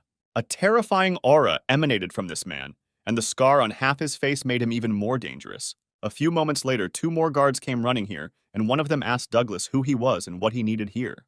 The man ignored the question, telling the guard that he looked pretty tough and that he might be able to at least cheer Douglas up a little. Paul's partner said that the unknown person's accent was similar to North Korean. Based on these words, Paul asked the attackers if they were spies sent from the north. Douglas replied that today they are playing the role not of spies, but of beggars. After that, he threw a large bag on the floor, saying that if they did not want to lose their heads, then they had better hurry up and fill this bag with money. Paul was at a loss. He could not fulfill this request, but he was in no hurry to part with his life. A few moments later, reinforcements arrived. Realizing that they were not going to fulfill his polite request, Douglas said that they had better fill this bag with money while he asks for it in a good way. Paul shouted at the man to stop demanding the impossible and get out of here as far as possible. Raising his huge sword, Douglas said that to this day, he wonders whether the inhabitants of the southern part suffer from hearing or vision, since they dare to challenge him every time. Alicia was behind the guards all this time. Looking at Douglas, she realized that he had a fairly high rank, and they had absolutely nothing to oppose against such a monster. Paul created a wall of steel to fence off Douglas to allow his colleagues to get closer to the enemy and protect the school children who had become unwitting hostages of the situation. Alicia realized how reckless the man's action was and ran forward, shouting that he needed to get out of there. But she was too late. At the same moment, the wall built by Paul was destroyed in one blow. Alicia watched in horror as the guard's bloody body collapsed to the floor. Matt, standing nearby, staggered back, realizing that the man who could provide them with at least some safety was killed in a split second. The girl couldn't believe that Douglas dealt with an A-rank fighter so easily. She came to the conclusion that this man's rank was no lower than A rank, if not S. Douglas looked with contempt at the corpses lying nearby, saying that all attempts to maintain order were completely pointless. He then brushed the blood off his sword. Alicia attracted the attention of the rest of the students by shouting for everyone to obey her orders. She ordered everyone to run behind the banker's counters. Sean nodded his head, starting to rise from the floor. Watching the students run to the banker's desks, Douglas, standing at the coupon machine, asked if they had decided to become bank employees if he needed to take a coupon to get the money. Once on the other side of the hall, Alicia told everyone to activate their abilities, and from now on, the sergeants were in charge of their squads. Having never received an answer to his question, Douglas continuously pressed the button to receive a coupon, saying that he would like to get some money. The sound produced by this device greatly hurt the ears of our heroes. Jumping onto one of the tables, Alicia said that everyone should get together. They need to hold out until the police or teachers come to the rescue. Moving the bag a little closer, Douglas asked the school children not to be so inhospitable to their new friend, because they should support each other. Casting a glance at the man's people, Alicia was sure that in terms of strength, they were in no way inferior to Douglas. Meanwhile, the man continued his monologue, saying that their wallets were empty, so they wanted to ask the bank for help. But they encountered an inhospitable attitude in their direction, which made him very sad. Standing opposite Alicia, he inquired about the name of such a brave girl. When she told him her name, Douglas asked why she had been silent all this time, ignoring his concerns. Alicia decided that she needed to not only try to buy as much time as possible, but also try to get useful information out of him, so she said that the man did not look like a spy. They would not rob a bank, and she assumed that they had escaped from the North Korea. Douglas was amused by the girl's words and couldn't help but smile. Without removing the smile from his face, he said that he had better introduce himself. Alicia was surprised that the criminal decided to reveal his identity on his own. The next moment, the man announced that they were members of the Plague. The girl had previously heard about this group. She remembered that the location of their base had never been revealed. Members of this terrorist group opposed all humanity. Where their feet step, even insects do not survive. The only trace that the members of the Plague left behind them were piles of dead bodies and pools of blood. Others also knew about this group, no less than Alicia, which is why fear began to take hold of each of the students. Kicking his bag, Douglas said that since everyone understood everything, they should start filling his bag with money. One of the girls offered to fulfill his request and just give him the money. At that moment, Alicia stepped forward, activating her ability. Douglas looked at the girl with some delight. Alicia, on the contrary, was completely serious and, if necessary, planned to engage in battle with him.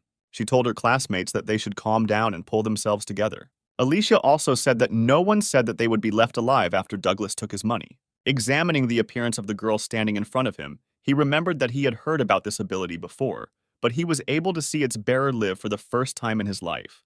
From his face, Alicia realized that he already knew about her family and invited the man to fight. She decided to use the chance given to her and convince Duke to fight one-on-one. The man grinned, guessing about the girl's plans. He said that she was quite smart, but he would not fall for such a pathetic trick. Spreading her arms to the sides, Alicia asked if Douglas wouldn't swarm over one student. The man laughed, after which he admitted that he liked her bravery, after which he accepted the girl's offer, ordering his men to move back with a gesture. When he asked if Alicia was as crazy as her predecessors, the girl replied that there was too much talking, after which she asked if they would fight or just scratch their tongues. Taking a more comfortable grip on his sword, Douglas said that her provocation was very sweet and he would gladly succumb to it. Pointing his sword at Alicia, the man told her to attack. Without revealing her excitement, the girl replied that it was very self-confident of him to give her such an honor. Looking at Douglas's subordinates standing a little further away, Alicia was sure that he would not break his promise to them, so if she could stay alive, if she could immobilize the man. The girl reached for her sword, but it was not there. Looking behind her and making sure that there was no weapon, the girl felt horror, because without her sword, she would not be able to resist Douglas. The next moment, she remembered that she had left him during the break. When the man attacked her, she managed to lean back, escaping the attack. The wall behind it was destroyed by one blow from Douglas's sword. Alicia managed to hide for a couple of moments behind the debris. She understood that if not for her reaction speed, then she could have been in the place of this pile of stones. Alicia decided to use the fragments of the wall as her weapon, after which she jumped onto one of the fragments that was falling near Douglas, hoping to pin him to the floor. The man noticed her and turned around, cutting the fragment into small pieces, wondering where Alicia's former courage had gone, since she decided to attack on the sly. Cursing, the girl landed opposite her opponent. The man pointed the sword at her again, asking if she was sure that she was really a goblin and not a flying squirrel. Alicia managed to safely dodge all of his subsequent attacks. The other students watching their fight were amazed that Alicia was able to resist such a strong opponent. They began to support the girl, shouting her name and that she would succeed. Ethan at this time analyzed the current situation, thinking about how best to act. Lewis, who was sitting next to her, said with delight that Alicia was simply incredible to withstand the onslaught of such a monster as Douglas. Ethan put his hand on the guy's shoulder, saying that now was not the time for this. Hearing that they had to run, Lewis asked in confusion where to run. Looking at the ceiling, the hero replied that it was best for them to run upstairs, to the restroom, to the offices. They needed to hide where they could not be quickly found. Ethan was well aware that Alicia would not last long, so he decided that it would be better to try to hide the students. A few moments later, Douglas caught the girl by changing the trajectory of the sword and struck her. This sent Alicia flying to the side, hitting the wall hard. The man began to slowly approach her, dragging his huge sword along the floor. With a smile, he said that it was time for them to stop playing cat and mouse. When Alicia coughed up blood, the mood of the students watching her changed. They were horrified because their strongest student had lost. Pointing the blade of his sword at her, Duke asked if this was all Alicia was capable of. The girl replied that if he was so interested, then he should check it out himself. After her words, the man smiled bloodthirstily. At that moment, Ethan shouted for everyone to run towards the stairs. Douglas was about to finish off Alicia, raising his sword above her head, but the cry of our hero made the man freeze in surprise. Immediately after this, Ethan grabbed Lewis by the collar of his jacket and dragged him along. Everyone else ran after him. Michael was one of the first to run in the row. He was no less gripped by fear than the others. Looking back, he shouted to those lagging behind that they should not get caught if they wanted to live on, so everyone should hurry up. At the same time, Douglas scratched the back of his head, saying that the kids were smart and got caught. The subordinates who approached asked him if there would be an order about this. The man gave up, giving the order to catch all the children. His subordinates saluted, simultaneously replying that this order would be carried out. After that, they went up the stairs and divided into groups, several people per floor. Alicia suggested that since Douglas gave the order to just catch everyone, then he was not going to kill them. The girl decided to hold out for as long as she could, again standing opposite her opponent. Smiling, Douglas said he liked her tenacity. He asked if she wanted to join him. Alicia replied that she had no reason to switch sides. Grinning, the man advised her to think carefully about his proposal, because the girls were lining up for him. Alicia asked with confusion why she should believe some robber. Douglas realized that he had completely forgotten to introduce himself. Then he said his full name, Douglas Taylor. Alicia knew this name very well. The man in front of her was not only an outstanding politician in North Korea, but also the best military commander. Douglas said he's excited about rising to the top at such a young age, so he needs a talented woman by his side. Alicia was at a loss. She could not give a single compelling reason to explain why such an influential person came here in person. Noticing that the girl began to back away, Douglas sighed, sadly saying that it was for this reason that he usually did not reveal his identity. A slight trembling began to penetrate the girl's body, trying not to betray her fear in her voice. She said that such a person must have a good fortune and a lot of money. Smiling, Alicia said that with his money, she could treat all her friends to dinner at an expensive restaurant. Her words made Douglas laugh. He found the girl standing in front of him quite interesting. Looking at her, the man thought that meeting her was worth it to come here, carrying out an order to rob a bank with students inside. Pointing to himself, Douglas said that the winner of their fight had long been a foregone conclusion, and she had better be a little more polite to him while he was being kind. At this moment, Alicia had just reached the place where she had previously left her sword. Throwing her weapon with her foot, the girl said that she almost died trying to get it. When the sword was in her hand, the girl said that in future she should take better care of her things. Afterwards, she began to slowly remove the inter from the sheath, releasing all her strength. Smiling, Alicia said that in order for Douglas to see what she was truly capable of, she would need a sword. At the same time, the students tried to escape from their pursuers. However, the military still managed to catch up and capture the terror-stricken students. They returned to the first floor, dragging the found children behind them. At the same time, Ethan and Lewis managed to successfully hide in one of the restroom stalls. He looked around and said with surprise that the banks were pretty good at keeping clean. Lewis asked excitedly if they should go even higher, since they were only on the 5th floor, while the others had gone higher. Sitting down on the toilet, Ethan replied that he needed some time to catch his breath. Looking at the hero, Lewis asked if he was okay. Ethan looked at him in surprise, replying that he was fine. Lewis remembered what happened to the guards on the 1st floor and was sure that if they were caught, they would suffer the same fate. He looked away, deciding not to voice his concerns, and simply said that it was better for them not to stay here for long, because they would be caught quickly. So Lewis took Ethan's hand, helping him up. Our hero thought that Alicia would be able to hold out for some more time. His assumptions about what would happen when Douglas finally had enough of playing were not rosy. Ethan pushed the guy's hand away, saying there was no point in running. He said that they needed to fight, which caused confusion in Lewis. The guy tried to reason with the hero, saying that it was better for them not to catch the eye of the military, because even the teachers could not oppose anything to these people, not to mention themselves, who have C and F ranks. Suddenly, Ethan asked Lewis if it was possible to divide souls by rank. Faced with a face full of incomprehension, the hero said that he once heard an entertaining story. He said that previously Alicia's fighting ability was only D rank, but now she has risen to A rank. Ethan explained that you shouldn't focus on just ranks, which can be improved through hard training. At the same time, one of Douglas's subordinates went up to the 5th floor, finding no one on the lower floors. Lewis asked why Ethan brought up the topic so suddenly. Hearing footsteps approaching, the guy panicked, saying that they had already been discovered. The man intended to check every room on the floor, but due to the noise coming from the toilet, most likely he would limit himself to only this room. Lewis said now is not the time to talk because they might be overheard. Ethan put his hand on his shoulder, asking him to listen to him. Approaching, the hero said that now Lewis should trust him and do what he says. The next moment, the man came inside, telling the students to leave because their conversations could be clearly heard even from the corridor. But his words were ignored and no one was going to go out. Then the man said that his boss didn't like slow people and they had better hurry up if they didn't want to anger him. After his words, Ethan looked out from behind the opened booth, saying that the man had a very interesting accent and asked to teach him to speak the same way. Thomas told the guy to stop being a fool. Douglas wouldn't mind if Ethan had one of his arms or legs broken. Standing opposite the man, the hero noted that without the presence of his boss, the man seemed much more talkative. The next moment, he created a dagger. Then he pointed it at Thomas, standing opposite him. Grinning, the man asked if his ability was really so insignificant. The next moment, using acceleration, Thomas ran towards Ethan, saying that he had better give up. The hero turned to Lewis, saying that he must escape at the first opportunity. Approaching Ethan, Thomas said that they had nowhere to run because they were both trapped. After his words, the hero stopped holding back, releasing all his power. Like last time, all of Ethan's characteristics became 3 times higher. Before this, Thomas, who was moving at high speed, became much slower, which allowed the hero to calculate the trajectory of the enemy's strike. Dodging his fist, Ethan said that the man was too slow. Standing next to this guy, small tremors began to break through his body. Thomas did not understand what was happening. The next moment, Ethan struck his opponent so quickly that he did not have time to react.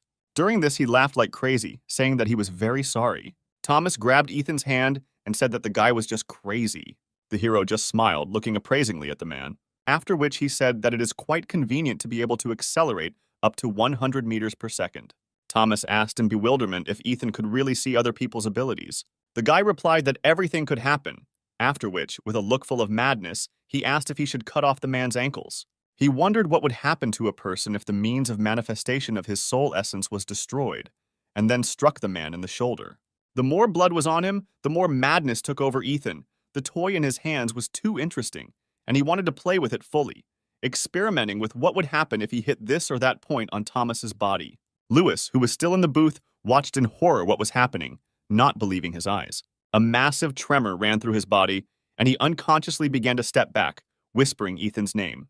Hearing his name, the hero was distracted from his toy. Lewis froze as the hero looked at him with a look of madness. Ethan asked if Lewis called him. Noticing the horror reflected on the guy's face, the hero asked what exactly he was so scared of. Overcoming himself, Lewis left the booth, his voice trembling, saying that Ethan needed to run away as quickly as possible. The hero was amused by his words. He replied that Lewis was mistaken here and asked who, in his opinion, it was really time to leave here. He slowly stood up, holding Thomas's limp body. Ethan kept his eyes on Lewis the whole time, waiting for his answer. The guy could not utter a word from the fear that shackled him. For several long moments, Ethan looked at Lewis standing opposite him. Suddenly, the madness receded and consciousness returned to our hero. At the same moment, a severe headache struck him. Ethan shook his head from side to side, trying to suppress his crazy side, causing his glasses to fly off to the floor. The next moment, the guy again grabbed the still conscious Thomas by the collar of his jacket. With all his might, Ethan shouted for Lewis to run away from here as quickly as possible. The guy flinched when the hero said that the essence of his ability, turning his hands into a blade, meant that Lewis's body could not be destroyed. Ethan advised him to think about it. Swallowing, Lewis complied with Ethan's request and ran towards the exit. After this, the hero exhaled with relief, saying that now he does not need to worry about witnesses. Thomas laughed and twirled his finger at his temple, saying that the guy had definitely gone crazy. Looking up at the man again with eyes full of madness, Ethan said that he would still have to carry out plan number 13. The man did not understand at all what this guy was talking about and thought that he definitely needed to report to his boss about this psycho. However, his plans were not destined to come true, because the next moment Ethan cut his throat. At the same time, Alicia felt much more confident when she finally had a sword in her hands. Douglas studied the girl's weapon with interest, saying that this sword matches her pretty face. Placing the sword in front of her, Alicia replied that he would change his mind after the first blow. Getting into a fighting position, Douglas asked if she was really so sure that she could defeat him. The next moment, he attacked the girl. Alicia blocked his blow with her sword. Douglas looked at her with eyes full of surprise. Smiling, the girl answered his question that her victory was already obvious. Alicia aroused more and more interest in him. Returning to the original stance, Douglas asked if she really did not recognize his abilities. Looking at her sword, he had a hunch that it was somehow weakening his ability. Douglas said that Alicia has a strange sword. The girl replied that many people told her that she robbed her family by taking this sword. She said that it was created specifically for fighting strong opponents.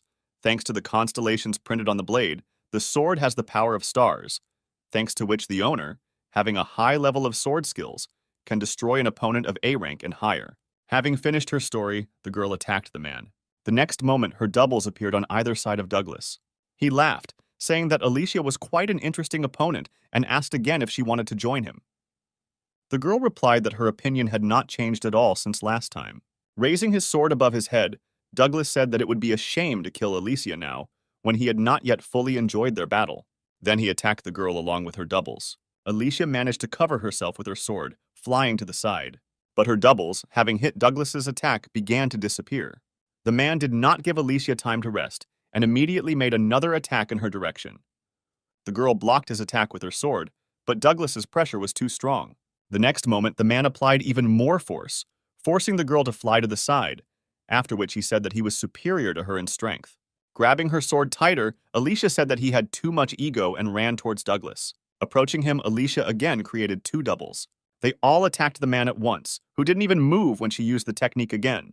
Douglas struck fast and hard, getting rid of Alicia's doubles. The girl hoped that her doubles would be able to distract the man's attention, giving her a chance to attack when Douglas was open. But this plan failed. Her doubles disappeared too quickly, and Alicia found herself again alone with her opponent. Jumping back, Douglas said that he was starting to like her more and more. Alicia was no longer so confident in herself. Her opponent turned out to be stronger than she had expected. Douglas asked the girl if she still thinks that she is stronger than him. Without waiting for her answer, he said that what was shown should have been enough to convince Alicia to join him. Taking a stance, the girl replied that this was not enough for her. At the same moment, the military entered through the main entrance, dragging the escaped students with them. Alicia was surprised that during this time they had already managed to catch someone. Noticing that they appeared from the street, the girl assumed that all the police had come here because of such noise, but they could not do anything because of the hostages. Douglas asked why his subordinates only brought children from the street if they had previously gone to the upper floors. One of the men reported that they were divided into two teams, one of which carried out a raid on the upper floors, and the other waited outside the building to catch students jumping from the windows. He also reported that those who had not yet returned went up to the upper floors to look for those remaining. Alicia was very surprised when she heard that the men immediately went outside, and during all this time, the police did not make a single attempt to save the hostages. The current situation seemed too strange to her. Looking at Alicia, Douglas said that all her thoughts were written on her face. Throwing the sword over his shoulder, he said that all her assumptions about why the police had not arrived yet would be incorrect, because they had temporarily closed this bank using their abilities.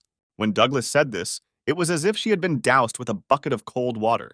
Meanwhile, the man continued, explaining that he would not carry out an attack without proper preparation, although the outside of the bank looks the same as usual, but no one will guess what is really happening inside. Alicia found it difficult to believe that there was not a single person from outside who could help them. Previously, she thought that it would be enough to just hold out until the police arrived. But now the situation has changed greatly. Even if she manages to escape to bring help here, by the time she returns, everyone else will have been killed. The girl clenched her sword. She realized that it was now useless to stall for time further by fighting, but Alicia didn't know what else she could do in this situation. Looking at her, Douglas asked where her former warrior spirit had gone. One of the bank employees, who was captured along with his students, kept looking warily at the leader. Suddenly, he stood up and used his ability to run forward. He managed to get to the nearest table with the phone in a matter of seconds. Picking up the phone, Matt pressed the emergency call button. Then he asked for security, saying that their bank had been captured by terrorists. Saying this, the man turned around, looking at the invaders, who for some reason unknown to him did not try to stop him. There was no response from the receiver to his messages. Matt excitedly asked if anyone could hear him. Silence again became his answer. Then the man realized that for some reason, the connection was blocked. At that moment, Douglas approached and threw the bag on the table in front of Matt. Smirking, he asked if Matt had not heard his conversation with a young lady a few minutes ago. The man fell to his knees in fear of Douglas, who in turn explained that among his subordinates, there was one who specialized in isolation, which meant that neither the phones nor the emergency call button worked. After his words, Michael and Sean took out their phones and saw that there really was no connection. Matt asked why someone as important as Douglas would break into a bank in broad daylight. Tilting his head to the side, he replied that a man should not belittle his position because all professions are equally important. Not paying attention to his words, Matt shouted that if the special forces found out about his whereabouts here, then Douglas would be in trouble.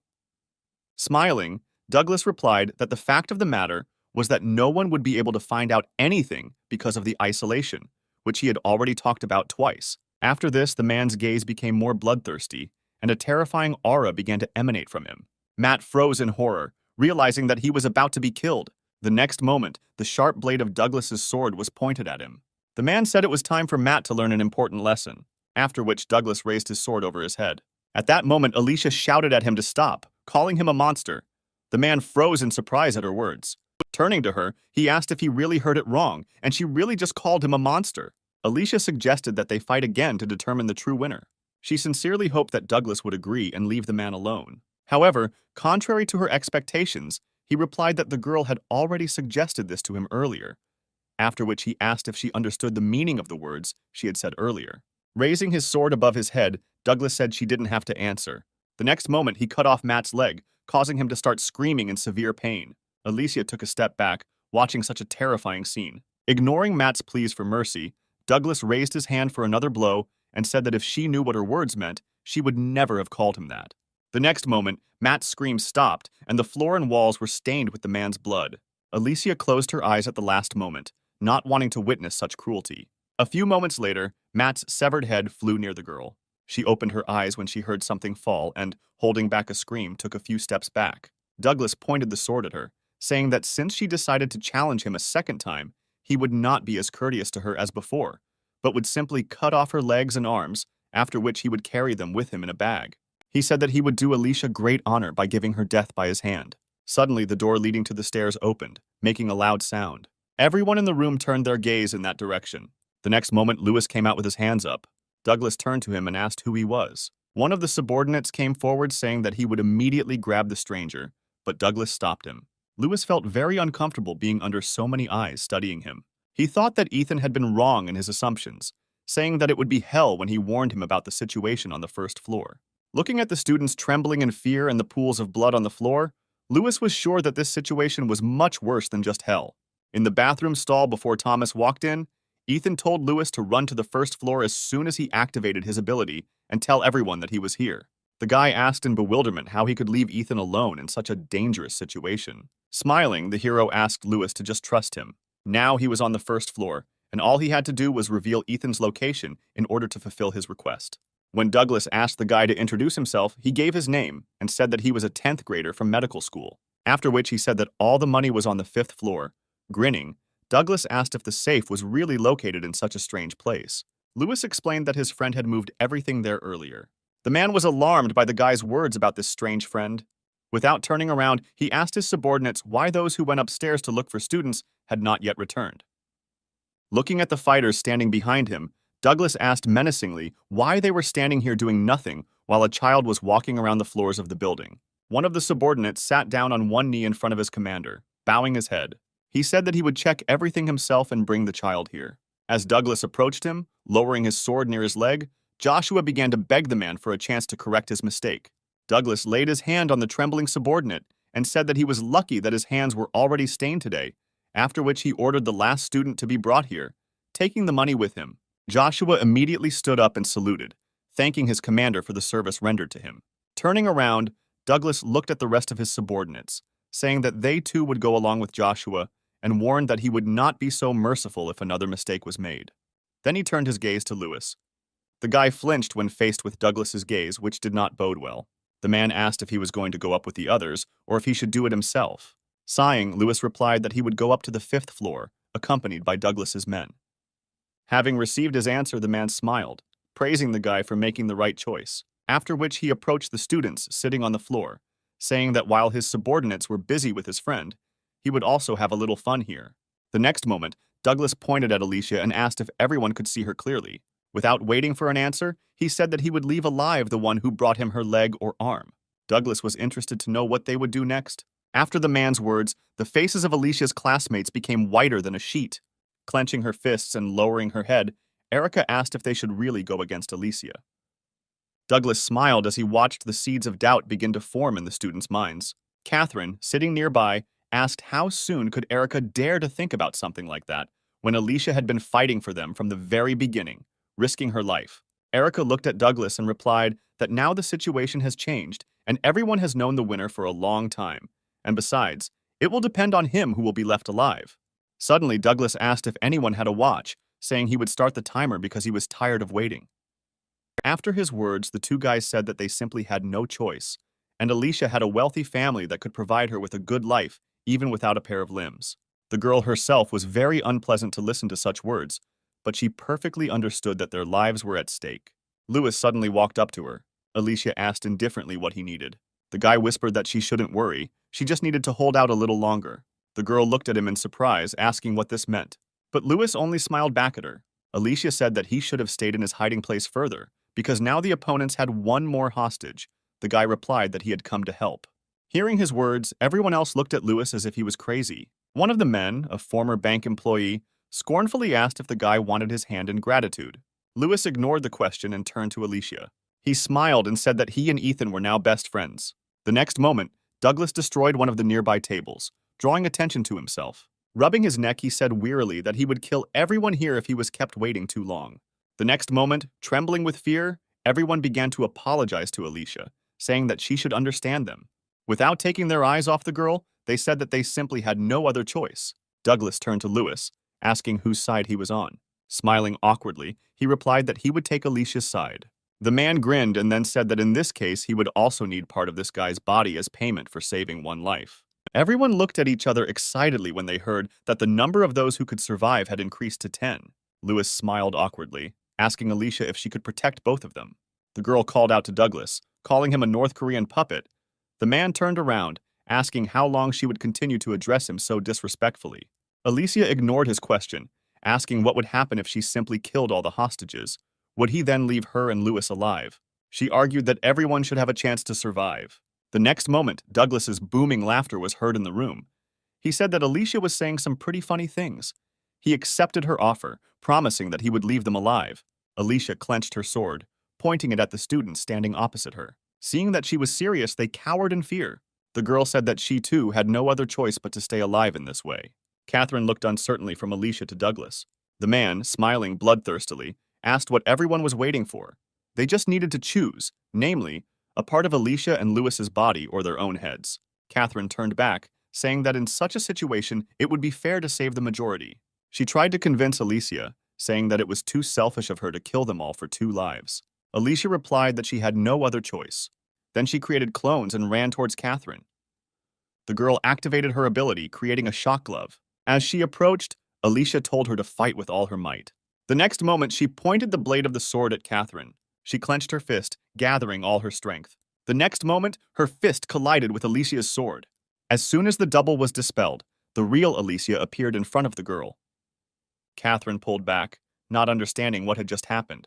Pulling her towards her, Alicia delivered a powerful blow to her opponent's stomach. The next moment, she whispered in Catherine's ear so that she would listen carefully. Then she asked the girl for a favor. Catherine's eyes widened in surprise. When she finished, Alicia threw the girl towards the other hostages. Catherine showed no signs of life, lying unconscious. Everyone began to discuss the fight they had just seen. After looking at Lewis, they decided that he would be easier to defeat than Alicia. Hearing their plan, the girl sighed heavily. The next moment, she stepped forward, telling Lewis to stay behind her. Watching this, Douglas could not hold back another burst of laughter, hiding his face with his hands. Raising his head, he said that this spectacle was becoming more and more exciting. Not everyone in this room shared his opinion. They had to desperately cling to life, playing by the rules of this crazy man. Alicia stood with her sword pointed towards her opponents, ready to fend off their attack if they dared to attack her. Douglas, having recovered from his fit of laughter, shouted for them to amuse him even more by killing each other. At that moment, an empty Coca-Cola can flew past him, attracting the man's attention. He turned around with a murderous look and asked what it was. However, there was no one behind him, only an open door leading to the stairs. Ethan, who threw the can, stood a little further from the entrance so that he would not be noticeable. He smiled bloodthirstily, glad that everything was going according to his plan. Douglas picked up the can, trying to figure out where it came from. Looking at this half-Coke can, Lewis immediately knew who exactly threw it there. The next moment, the man turned around and threw the can, so that it bounced and fell near the door. Douglas noticed the silhouette of a man at the entrance, and grinning, asked if he was Lewis's mysterious friend. Instead of answering, the guy attacked the man. Douglas dodged the weapon thrown at him, after which he irritably asked if he was suicidal for deciding to attack him in such a way. However, when the man looked down to understand what exactly he was attacked with, he froze in place. He saw that it was torn pieces from the masks of his subordinates, whom he had sent to explore the upper floors. Douglas looked in surprise again towards the door, where a young man unknown to him had stood a few seconds ago, but he disappeared as suddenly as he had appeared. He had absolutely no idea what was happening here. Grabbing his sword, Douglas thought that the boy had made a mistake by underestimating his opponent. The next moment, he slashed the air with his sword, putting all his strength into this blow. No one understood why Douglas launched powerful attacks, cutting through the air above him. A few moments later, he stopped and the ceiling suddenly began to collapse. Everyone watched in horror as the collapsed part of the ceiling fell on their heads. Alicia ran to the center of the room, where the ceiling collapsed, creating clones along the way. She made it in time and managed, together with her clones, to hold this concrete layer over the heads of the hostages, before anyone could get hurt. Douglas, without the slightest surprise in his voice, noted that the girl was very strong, after which he asked to be patient a little, because he still needed to meet someone. Alicia looked at him with hatred, not believing that he was actually going to kill them all. Having come to his senses, he looked at the girl and said that if even one person moves, everyone will die. As soon as the hostages relaxed and were glad that everyone was saved, Douglas again knocked the air out of their lungs. Turning around, the man added that now is the perfect moment to cut off Alicia's limbs. He advised them to carefully consider his words. At that moment, the girl asked if he really thought that she would just stand there and wait until she was dismembered. With a mocking grin on his face, the man replied that if everything was different, she would not be standing now with a heavy canvas on her shoulders, after which he said that he needed to leave for a while. Immediately after this, he jumped into the passage he had made in the ceiling, flying through floor after floor. Alicia and the rest of the students remained in their places, afraid to even move. Suddenly, the girl said that she wouldn't last long, and if they didn't want to die, then everyone should come out from under this broken ceiling. Lewis ran up to the girl and shouted that everyone should really get out of there. However, a woman who came forward stopped the guy, saying that if everyone came out, they risked dying at Alicia's hand in the future. Sean, who was sitting in the trap, shouted out that otherwise, if they stayed here, this block would crush them to death. Michael approached Lewis, saying that he should move away, because earlier Alicia said that she would kill them all, so now they have a great chance to do it first. Lewis asked in bewilderment if no one saw how she rushed to save people. He tried to explain to everyone that Alicia did not really intend to kill anyone, because if this were not so, she would not be standing now, holding the collapsed ceiling. He suggested joining forces and running to the exit, even if enemies were waiting for them outside. Together they could break through. Michael interrupted him by asking what would happen to them if Douglas decided to return at that moment. Catherine, who had come to her senses, intervened in their argument. The girl looked at Alicia, who was holding on with all her strength. At the same time, Ethan heard footsteps behind him and turned around, saying that his guest was a little late. After looking around, Douglas asked if there was anyone else here besides them. It was difficult for him to believe that some schoolboy had dealt with a squad of his best fighters alone. Noticing that the man was staring intently at the corpses of his people, Ethan said that he had to have fun with them for a long time. With a look full of madness, the guy said that he would have managed it faster if they had attacked him with the whole crowd at the same time. Smiling widely, the man thought that the girl he had fought with earlier had impressed him greatly, but the guy standing in front of him was able to completely outshine her. Douglas wondered where this monster came from. Ethan ignored his question and ran his index finger along the blade of his dagger with a bloodthirsty smile on his face. Douglas extended his hand to the guy, asking if he wanted to join him. He even promised Ethan a good position if he accepted his offer. After his words, the hero put his palm to his face, carefully thinking about something. A few moments later, he broke into a happy smile, saying that it would be best to take the ninth path. Immediately after that, he took off, approaching Douglas in a zigzag pattern. The man stood up when the guy was close enough. Catching the right moment, Douglas attacked Ethan, but he dodged his sword. The man made several more attempts, but the hero never fell under a single blow, jumping from side to side. Then, Douglas decided to show the guy one of his trump cards, using one of the strongest attacks in his arsenal. However, this time our hero safely escaped the attack, moving behind his opponent.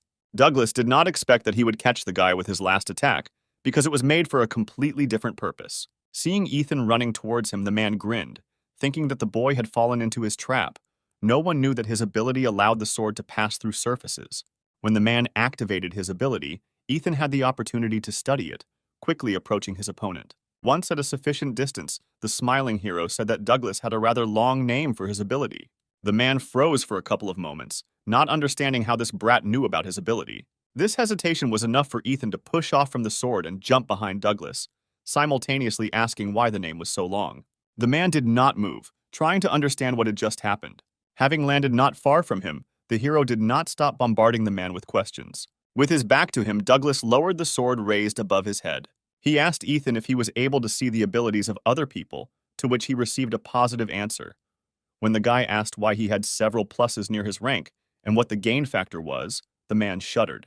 He asked what the annoying brat's name was. The hero, with a crazy expression on his face, said his name, drawing out the syllables. After this, Douglas asked whether his ability was related to vision, and said that if he really could see the ranks and abilities of people, then Ethan would have no equal in his squad. The hero interrupted the man, saying that Douglas was the strongest person he had met recently. The man did not understand why he suddenly started talking about this, and asked once again if the guy wanted to join him. Completely ignoring Douglas's words, after staring closely at the man, Ethan said with displeasure that he only saw 9. Not understanding what the guy meant, the man asked what else he could see. The hero replied that he saw only 9 ways to kill him. The man was surprised that this guy could even do such things. Covering his face with his palm, he said that he was jealous of Ethan. Taking the dagger more comfortably, the hero said that one way would be enough for him to kill his opponent. Grinning, the man said that he was very sorry that their negotiations ended so quickly, after which they rushed at each other with bloodthirsty smiles. At the same time, Glenn was hiding in the control room. He deliberately disabled the elevator so that he would not be found so quickly. He reasoned that this building was located in the city center, so a simple call would be enough, and the police would immediately rush here. The guy decided to sit here longer because he could get into trouble if he left his shelter too early. Ethan raced towards Douglas with a crazy smile. He read all the man's attacks and dodged them with ease. Now Ethan disappeared right from under Douglas's nose, quite angering the man. He looked up and saw that this guy was sitting on the blade of his sword. Ethan smiled contentedly. He enjoyed pissing off his victims. Gritting his teeth, the man shouted that the hero only knows how to dodge, after which he told him to attack. Ethan complied with his request. He jumped towards Douglas, aiming a dagger at his right eye. When the sharp blade almost caught up with him, the man managed to dodge at the last second. The hero flew past the man, landing a few meters away from him. Douglas managed to avoid losing his eye, but the guy managed to wound him in the shoulder. Ethan wasn't about to give the man time to rest, so he attacked his opponent again, surprising him.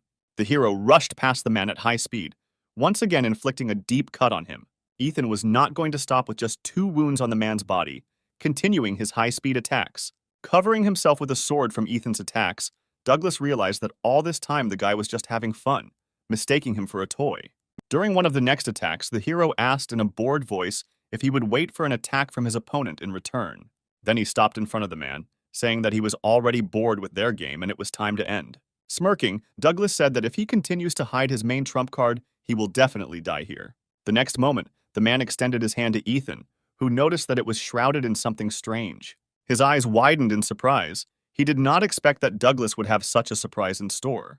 He understood that if the man touched him, it would be bad, so the hero jumped back with lightning speed. Once at a safe distance, Ethan carefully examined the man standing opposite, whose hand was enveloped in strange tentacles. The guy asked in bewilderment where Douglas got 2 abilities, since a person can only have no more than 1, because everyone has only 1 soul. He tried to determine the level of this strange ability of the man, but all information about it was blocked. Ignoring his question, Douglas said that speed would no longer help Ethan. The hero asked where his opponent got such a strange hand. Smirking, he asked why he was so interested in this. Ethan suggested that Douglas had become stronger with the help of this hand, after which he smiled bloodthirstily and said that now the real fun would finally begin. Pointing at Ethan, the man told him to stop being a jerk because if he kept fighting like this, he would end up without a scratch. When the hero asked in surprise if Douglas was going to run away from him, the man smiled bloodthirstily, answering that he had not heard these words for a long time. Ethan asked how his opponent decided to escape from him. Smirking, Douglas replied that he had one way in stock, after which he squeezed his sword tighter, saying that he would remember such an interesting opponent. The next moment, he pointed his sword upward and, using his ability, began to cut his way out. A few moments later, the roof of the bank building was breached. When this happened, the walls of the building shook as if from an earthquake. There was a huge hole in the roof, running through most of the bank's floors. Hearing a loud sound, Glenn came out of his shelter and froze in shock when he saw the floor and ceiling pierced through. He walked closer and looked down, thinking that Alicia couldn't do something like that, so it was most likely Douglas's doing. As soon as the passage was ready, the man jumped up. Watching him, Ethan asked if Douglas wanted to play hide and seek with him. The hero happily said that he liked this idea and would also join the man. Looking over his shoulder at him, Douglas said that he should stop joking, because just anyone could rise to such a height. However, the next moment, Ethan jumped after him, flying several floors and ending up near Douglas. Looking at the approaching guy, the man thought that if he didn't quickly get away from here, he could really get hurt. At the same moment, he noticed Glenn on the top floor, looking at him in surprise. Smiling, Douglas said that luck was on his side today. The next moment he jumped onto the roof, Glenn did not immediately notice the guy chasing the man. When he recognized him as Ethan, he was surprised to ask what he was doing here. Instead of answering, the hero rushed at Glenn, completely forgetting about Douglas. He was delighted at the appearance of another new toy. At that moment, the hero's consciousness became clouded for several moments, and he simply flew near his stunned classmate. He looked behind himself in surprise, watching how Ethan, who had just been burning with the desire to kill him, was now lying on the floor. When he fell, he hit himself quite hard so he could not get up immediately. Glenn ran up to him and asked the lying guy where he came from here. Watching them, Douglas asked the blonde guy if he knew this crazy man. Turning around, Glenn asked the man what happened, because he had recently fought with Alicia. However, he was in no hurry to tell this boy anything, drawing some conclusions in his head. Having never received an answer from Douglas, Glenn tried to independently understand what happened here. When he was struck by the strange thought that Ethan had forced such a strong opponent to flee, the guy immediately brushed it aside, denying even the possibility of its existence. He turned to the hero, irritably asking what happened here. At the same moment, Ethan's madness again captured his mind. Glenn noticed that something was wrong with him and took a couple of steps back. Instinctively, he felt the danger emanating from him. Douglas also noticed that the boy with whom he fought had returned to his previous state. Calling out to Glenn, he thanked him for drawing the attention of this psycho to himself. He looked at the man with confusion, asking what he meant. Douglas again did not answer his question, only said that he always remembers those who helped him. After which he smiled and quietly said that even if the assistant himself did not realize the service provided. Glenn was completely confused, and Douglas's words confused him even more. Rising to his feet, the man advised him to run to the first floor as soon as possible, if he, of course, wanted to stay alive. The guy looked at Douglas with a stunned face, not noticing the approaching steps from behind. When the man jumped in an unknown direction, Glenn shouted after him that he was not going to fall into this trap, knowing full well that Douglas's people would be waiting for him on the first floor. Smirking, the man simply wished the boy good luck. He was glad that he followed his instinct and decided to go south. Still not understanding anything, Glenn looked at Ethan, whose behavior was too strange. The next moment, Ethan stood up straight and looked at Glenn with a manic expression on his face. Approaching him, the hero asked, drawing out the syllables, what the leader of the squad was doing here. Tilting his head to the side, Ethan said that Glenn had allowed his toy to escape, so he would have to take that role. The way Ethan looked at him made Glenn recoil, beginning to understand the meaning of Douglas's words. The guy turned around and looking at the hole made in the floor, thought that if he didn't run away now, then this wouldn't end well. The next moment, he used his ability to pull out one of the stones and jumped down. He glanced over his shoulder to make sure Ethan hadn't followed him. The hero stood near the hole watching the retreating guy. Smiling even wider, he said that he was again taking the role of water in this game. The next moment, he flew after his leader, moving in a zigzag motion. A few moments later, he managed to catch up with Glenn, saying that he was already tired of this game and suggested that he play something else. Turning around, Glenn tried to hit Ethan, yelling at him to get away from him, but he easily dodged. The hero stared at the guy for a couple of seconds. He had seen over 15 ways to kill Glenn and was trying to figure out which one would be the most fun.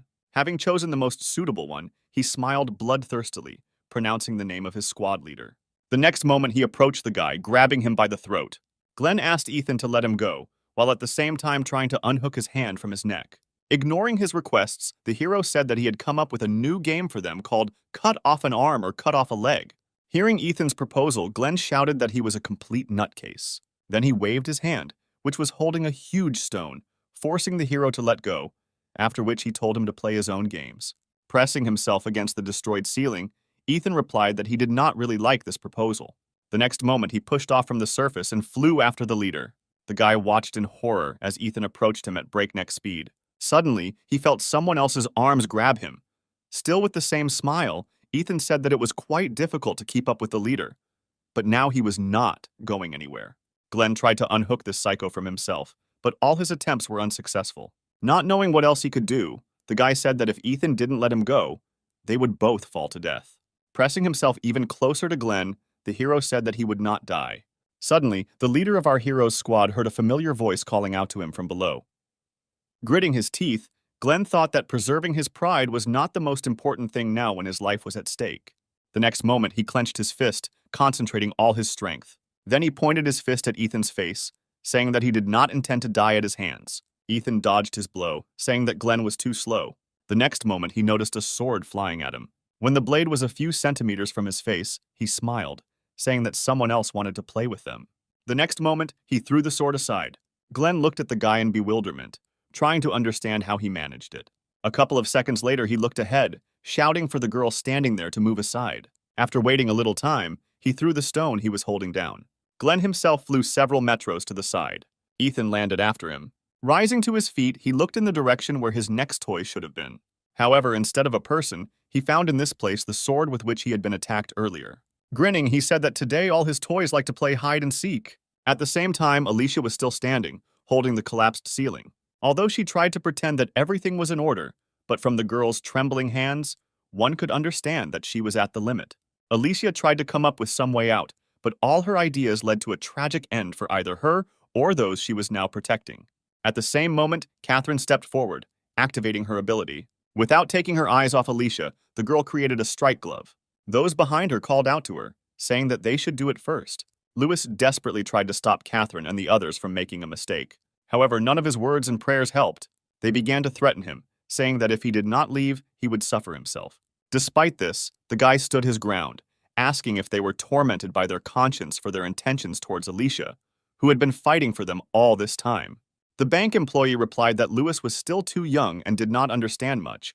She was obliged to survive by any means for the sake of her family and children. Alicia could no longer hold on, experiencing severe pain throughout her body. The students sitting under the collapsed ceiling began to scream in fear as the ceiling began to fall. Catherine said that Alicia is at the end of her strength. She demanded that Lewis immediately step aside, ceasing to protect the girl who was struggling to hold the ceiling. The guy also activated his ability, saying that if Catherine gets one step closer to them, he will have to attack. Sighing and clenching her fist, the girl replied that in this case, she had no choice. The next moment, she turned around, ordering her squad to start rescuing people from the ceiling and stand up for their comrade. Everyone looked at Catherine in bewilderment. Moments later, the members of the first squad stepped forward, following their leader's orders. They stood behind Catherine, blocking Alicia and Lewis. Alicia told Catherine to stop showing off in front of everyone and rushed to help her deal with the problem on her shoulders. Michael and the bank employee couldn't believe that anyone else would take Alicia's side. The woman stepped forward, saying that the best thing to do would be to sacrifice 2 people and get out of here alive, but she was stopped by Catherine. The girl said that if anyone else came close, she would have to use force. The bank employee raised her hands in a gesture of surrender and took several steps back. A few moments later, Anna said that all the students had been removed from the ceiling and that Alicia now needed to be carefully freed. Immediately after this, Lewis and Catherine destroyed the ceiling, relieving the girl of her heavy burden. Kneading her joints, Alicia said with relief that she had finally gotten out. Lewis approached her and asked the girl to explain everything to him. Alicia touched Catherine's shoulder, replying that she simply trusted her comrades. After her words, Lewis looked at Catherine in confusion. The girl said that in the moment before Alicia hit her, she reminded them of what they were taught at school and asked them to pretend to be scared. Immediately after that, Alicia pushed her back. As she took a sitting position, the girl thought that she had actually forgotten what they were taught due to extreme fear. They were told that members of the plague never leave witnesses of their atrocities alive. Remembering this, she realized that even if they killed Alicia or Lewis, Douglas still would not leave everyone else alive. Catherine approached her squad, saying that she had something to tell them. Having outlined the situation, the girl said that in the future, whatever she ordered, they must carry it out without question. When Catherine finished her explanation, Alicia said disgruntledly that she had asked her to just pretend that she was scared and not to start showing off. Suddenly, they heard a loud sound and then felt the building shake. Looking up, Alicia asked in bewilderment who Douglas was fighting there. At the same moment, Lewis, having come to his senses, shouted out Ethan's name, which is why the girl looked at him with incomprehension. Trying to explain to her what was happening, the guy asked if she remembered the reason why Douglas went upstairs. The girl replied that someone lured him there. Grabbing Alicia by the shoulders, he said that it was Ethan. When he said this, the girl looked at him as if he were crazy. Pushing the guy away from her, she said that Lewis shouldn't joke like that. Even though Ethan has good endurance and reaction speed, he is still F rank. Lewis asked with a serious face who else besides Ethan. It could be if everyone else except him and Glenn were here. But the leader of the third squad would not be able to fight back against Douglas. He then pointed towards the hole in the ceiling, saying that they should hurry up. Looking at the girl's shocked face and the lack of any reaction to his words that they needed to rush to Ethan's aid, Lewis turned around and ran towards the stairs alone. Alicia looked at the guys retreating back, not believing that Ethan had actually entered into a fight with Douglas. But judging by Lewis's face, he definitely wasn't joking. Although she understood everything with her mind, It went against the usual image of Ethan. The girl got angry when she thought that the guy might die at the hands of an enemy that even she could not cope with, and involuntarily activated her ability. The next moment she approached the surprised Catherine. Alicia asked the girl for one favor. A couple of minutes later, she and Lewis were hurrying up to the 5th floor. They stopped in front of a large door, behind which the battle between Ethan and Douglas should take place. Alicia walked up to the door and looked at the guy and said that she was going to open it. The next moment, the door began to slowly open. Upon entering, they froze in horror. Seeing a huge pool of blood in which were the dead bodies of Douglas's subordinates, Lewis covered his mouth with his hand, holding back the urge to vomit. Looking around, Alicia found it difficult to believe that Ethan had really done all this. She also noticed marks on the walls left by Douglas's sword. From their number, the girl realized that the two had been fighting for quite some time. The next moment, she looked up in surprise, thinking that the hole on the 1st floor was not even close to this huge tunnel. Without lowering her head, Alicia realized that in the battle with her, he was holding back. But for some reason, he decided to fight with all his might against Ethan. This seemed very strange to the girl. Lewis, who approached her, also looked up in surprise, not understanding where this huge hole came from. The next moment, Alicia noticed 2 people flying down. Taking a stance, she grabbed her sword and tried to see who exactly was there. A few moments later, she managed to recognize Glenn in one of the flying ones. But the girl could not see the face of the one who was chasing him because he was too far away. Her eyes widened in surprise when a couple of seconds later, she saw Ethan there, but he looked very different from his usual self. Lewis, standing next to him, asked in confusion what was going on. It seemed to Alicia that Glenn was in danger and took her sword out of its sheath. The next moment, she threw it, aiming at Ethan, turning it around so as not to seriously injure the guy. After that, she grabbed Lewis's hand and ran with him to the side, away from the hole in the ceiling. A few seconds later, a huge stone fell to the floor, raising a column of dust. Rising to his feet, Glenn looked in horror in the direction where Ethan was supposed to land. At that moment, Alicia ran towards him. The girl asked the guy what happened here. Before Glenn could say a word, Ethan's voice came from behind Alicia and Lewis, causing them to turn around. The hero approached them with a smile on his face. Seeing that all his comrades were assembled, he stopped, and with a satisfied face invited them all to play. This was the first time Alicia had seen Ethan in this state. Looking at his friend, Lewis said hesitantly that he probably shouldn't have come up here. The hero stood still with a bloodthirsty smile, waiting for their answer. Taking the silence of his comrades as agreement, he began to slowly approach them. When Alicia asked if he really was Ethan, the guy looked up at her, saying that she had a rather interesting ability, but it was useless. The girl asked in bewilderment what this meant. In response to her question, Ethan repeated that her ability was too useless, which angered the girl. Glenn, standing next to her, said that this was no longer the F-rank loser they knew before. The guy had already opened the door, about to leave here, when the girl turned around, asking what he meant. Glenn explained that Ethan was chasing Douglas around the entire building. In return for Alicia's help earlier, he advised her to run away from here as far as possible, while Ethan was busy chatting. Remembering what this guy had become after he finished speaking, Glenn said that if they wanted to survive, they had to escape. Immediately after that, he ran down the stairs, ignoring Alicia's request to explain everything properly. When Lewis said that Ethan had become even crazier than before, the girl asked in surprise if he had seen the hero in such a state before.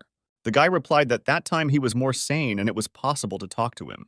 Ethan did not pay attention to their conversation, looking at the girl with interest. He thought carefully about the best way to kill her, trying to see new ways. A few moments later, his insane laughter rang out. Covering his mouth with his hand, Ethan said that he could not stand it any longer.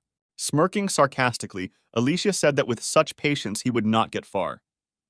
The girl said that it was not so easy for her to please, and then asked if he could claim something with such behavior.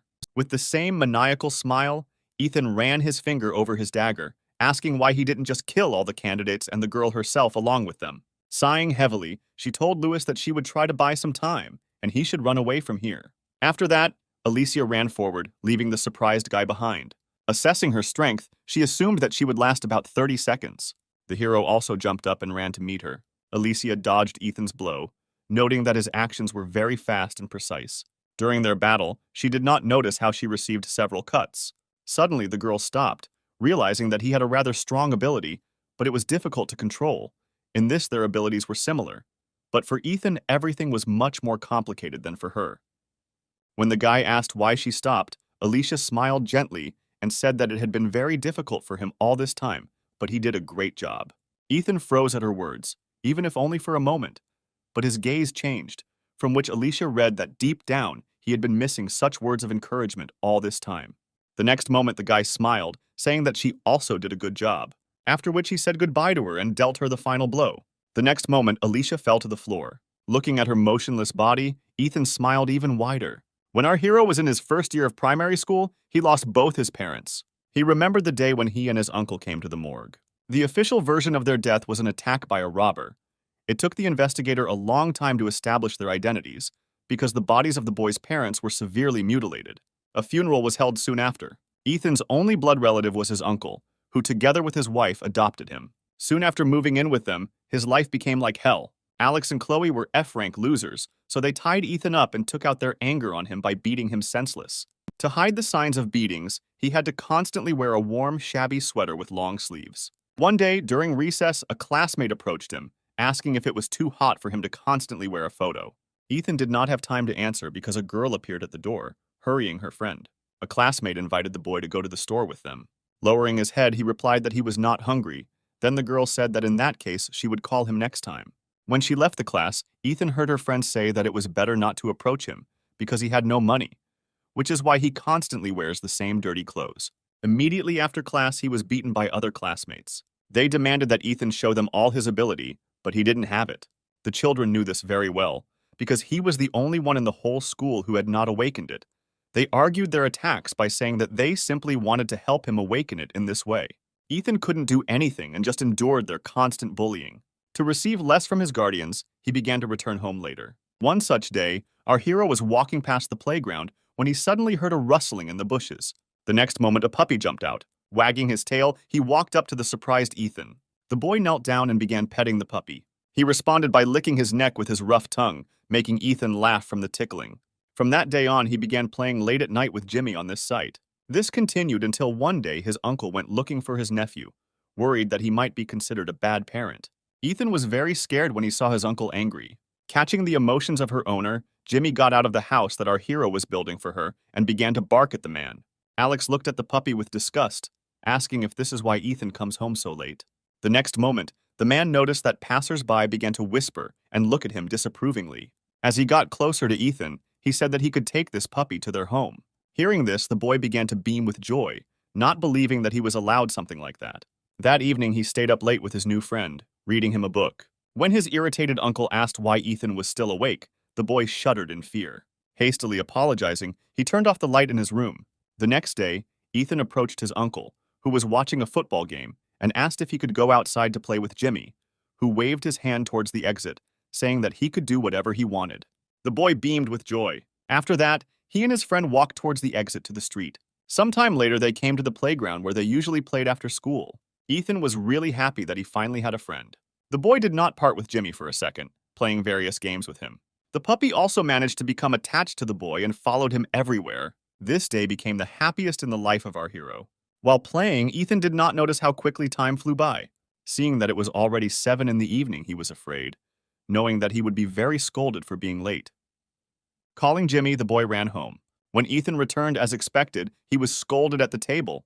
Alex asked if he really disrespected them so much that he dared to come home every time after dinner. Lowering his head, the boy apologized, saying that he forgot about the time.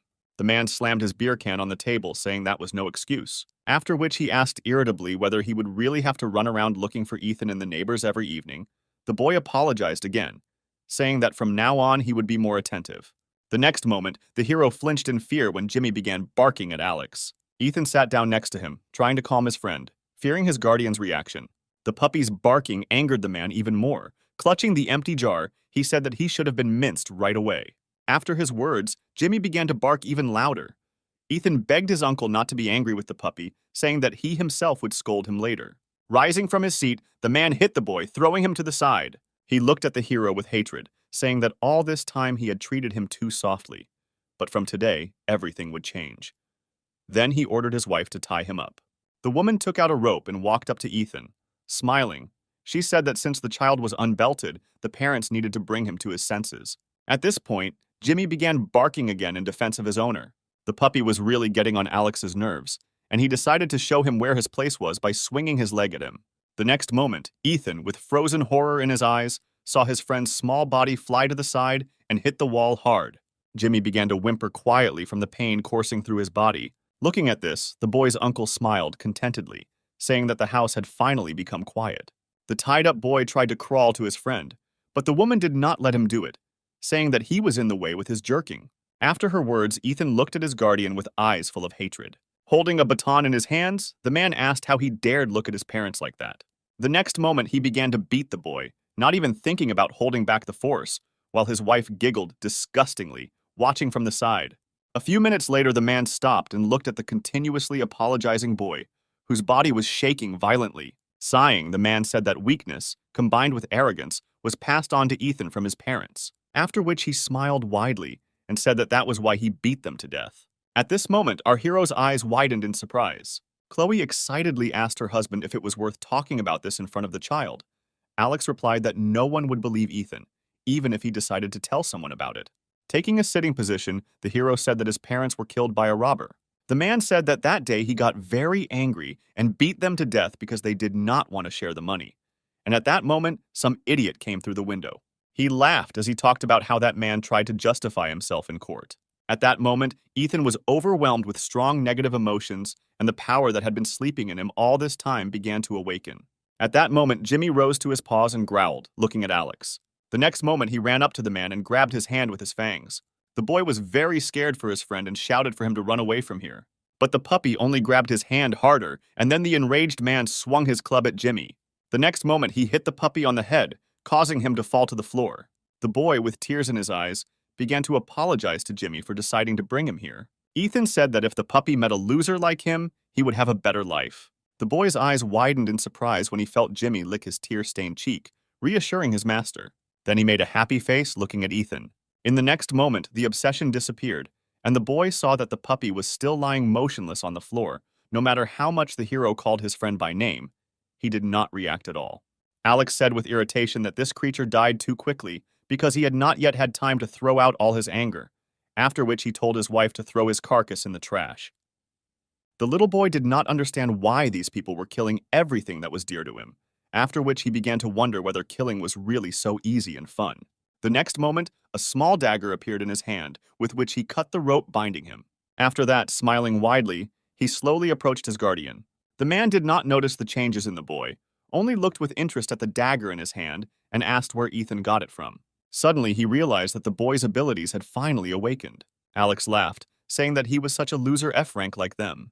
The next moment, the man poked his baton into Ethan's stomach, asking if he was going to be the same as his adoptive parents. Without saying a word, the hero broke into a smile. When Alex said that Ethan's parents would be proud of him, the hero swung a dagger at his face.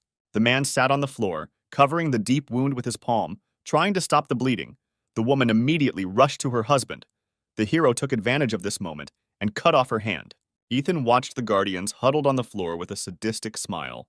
The man tried to escape through the front door, but the hero quickly caught up with him and struck the man one blow after another until he died. After that, the boy turned his attention to the woman who had huddled in a corner out of fear. Putting the blade to her eye, he said that he would not kill her because death would be too easy a punishment for her. After gouging out the woman's eye, Ethan began to laugh wildly, saying that now he understands how hard it was for them to restrain themselves from killing his parents much earlier. A few moments later, the boy stopped laughing and, still looking at the ceiling, said that he was not having fun at all. Ethan opened his eyes, waking up from his sleep. He was breathing heavily, still haunted by the memories of his past. The next moment, a nurse came in to see him. Rising on his elbows, the hero asked where he was. Eliza replied that they were now in the hospital. The girl approached the guy and, touching him, said that it was too early for him to get out of bed. She then forcibly put Ethan back down. The guy looked at his hand, saying that his head hurt, and found that his palm was covered in blood. He immediately jumped out of bed. Ethan wanted to ask the girl something, but she did not let him start, saying that now he was absolutely forbidden to get out of bed. Then she asked the guy to calm down a little and listen to her request. The hero ignored her and grabbed Eliza by the robe, asking what happened to the bank and those who were there. The next moment, he turned pale when he asked where Alicia was now. He perfectly remembered how he tried to kill her. The horror of these memories filled the guy's mind. Seeing her patient's condition, the girl asked him to take a deep breath, but Ethan did not hear her words at all, saying that it was his fault that Alicia suffered. Raising his head, he looked at the girl in front of him. Eliza smiled uncertainly, telling the guy that he shouldn't worry about anything right now.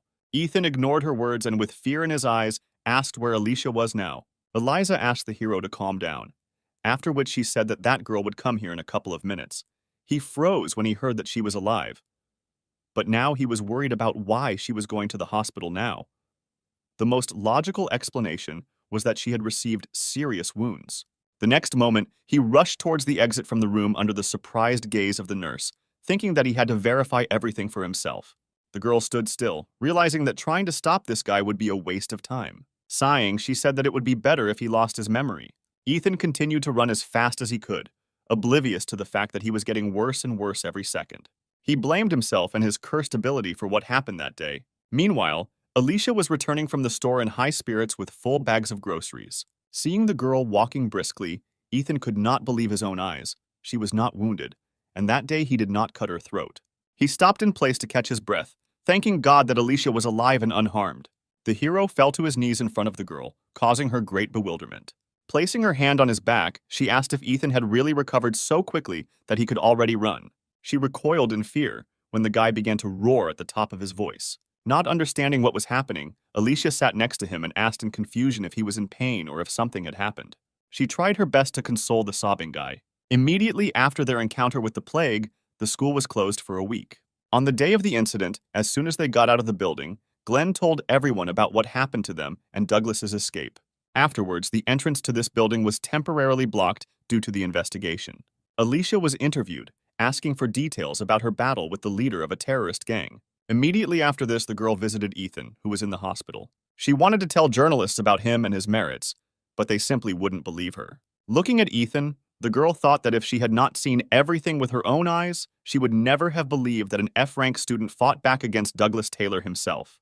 The moment the guy raised his dagger to attack, Alicia was sure that she was about to be killed. But contrary to her expectations, Ethan only cut off her horn, deactivating her ability.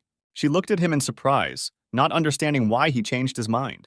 The girl noticed that his gaze became more conscious for a reason unknown to her. The next moment, he lost consciousness.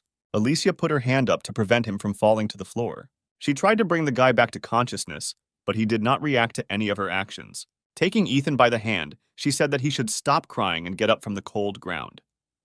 Ethan raised his tear-stained eyes to the girl and began to apologize for what happened. The girl got tired of listening to this, and she pulled him towards her, forcing the guy to switch his attention. Looking into his eyes, she said that he did not hurt her and that she was completely fine now. But her words made the guy cry even more. A week later, they returned to school again. After that incident, everyone began to look differently at our hero's class. Ethan was tired of their constant talk about meeting the plague. Our hero couldn't stop thinking that even though these were criminals who intended to kill them, the way he treated them was too much. He still had before his eyes the scene where he stood in a pool of blood among a bunch of opponents he had brutally killed. Previously, Ethan thought he could take control of his power, but he was wrong. The hero did not stop blaming himself for the fact that Alicia could have died because of him, but she was lucky because her ability was miraculously turned off. He did not want a similar situation to happen again, so Ethan decided that he needed to study his ability well, and for this matter, he needed a person who had already seen it in action and had enough knowledge. This man was Antonio, who developed his strength to the limit. Antonio was surprised to see Ethan there and asked if he should rest all week. The hero replied that he needed to ask something. Antonio stared at him for a few seconds. Interrupting the exercise, he asked what worried our hero so much. When Antonio came down, Ethan asked him if it was possible to divide souls by rank. He explained that the essence of a person's soul manifests itself in the form of a person's abilities, which determine a person's position in the ranking. Antonio asked Ethan if he was interested in what effect the rank letter had on the soul. Looking at his hands, the hero nodded. When Antonio said that rank has absolutely no effect, Ethan looked at his interlocutor in surprise. He explained that rank only gives access to various skills, but has absolutely no effect on a person's soul. A single tear rolled down the hero's face. For the first time, someone told him that souls cannot be divided by rank. The next moment, tormented by doubts, he said that a person's powers directly depend on the rank of the demonstrated ability. Antonio replied that this was true, but it did not affect the soul. When Ethan wanted to object again, the guy realized that his words were not truly heard and asked if the hero was trying to make sure his judgment was correct with his help. Hearing this, Ethan shuddered. Looking down, he saw his legs stained with blood. The hero always thought that souls could not be divided by rank, because his soul, thirsting for murder, must have the highest rank. His ability, which drags Ethan into the abyss of madness, and the factors that provoke it, made him doubt that souls really cannot be divided into ranks. Over time, he became sure that the main purpose of his soul was murder. The people he killed haunted his dreams, calling him a devil with a damned soul. They stood silently for several moments. Antonio sat on the floor and took one of the discs, saying that the first time he met Ethan, he advised him to start training. Looking at him, the guy admitted that at that time it seemed to him that the hero was not one of those who likes to work hard to achieve his goal. But to his surprise, even despite Ethan's constant nagging, he still came to their training. Antonio watched him carefully, realizing that not everyone could cope with his training. But Ethan succeeded. The hero, without raising his head, listened to his interlocutor. He clenched his fists, intending to explain everything to Antonio. But he didn't let him say anything, saying that the ranking system is designed in such a way that the higher the rank, the higher the overall combat abilities. Previously, he himself had wondered whether it was possible to obtain the highest level of combat abilities with a lower rank, because in this case, the meaning of the existence of ranks would lose its meaning. As he squatted the barbell, Antonio said that he was well aware of the fact that Ethan didn't come here because he was forced to. He was sure that the hero wanted to confirm his thoughts with him because the rank of his general combat abilities was higher than his main rank. Then he said that in reality there are no ranks. Ethan realized that he was simply denying his abilities. The hero was firmly convinced that such a dirty force could not be recognized as exceptional for its high rank. That's why he became interested in Antonio. Noticing Ethan's gaze on himself, the guy asked if he managed to answer the question that had been tormenting him all this time. Antonio was different from everyone he knew before because he managed to increase his combat abilities to A+ rank while his main rank was B.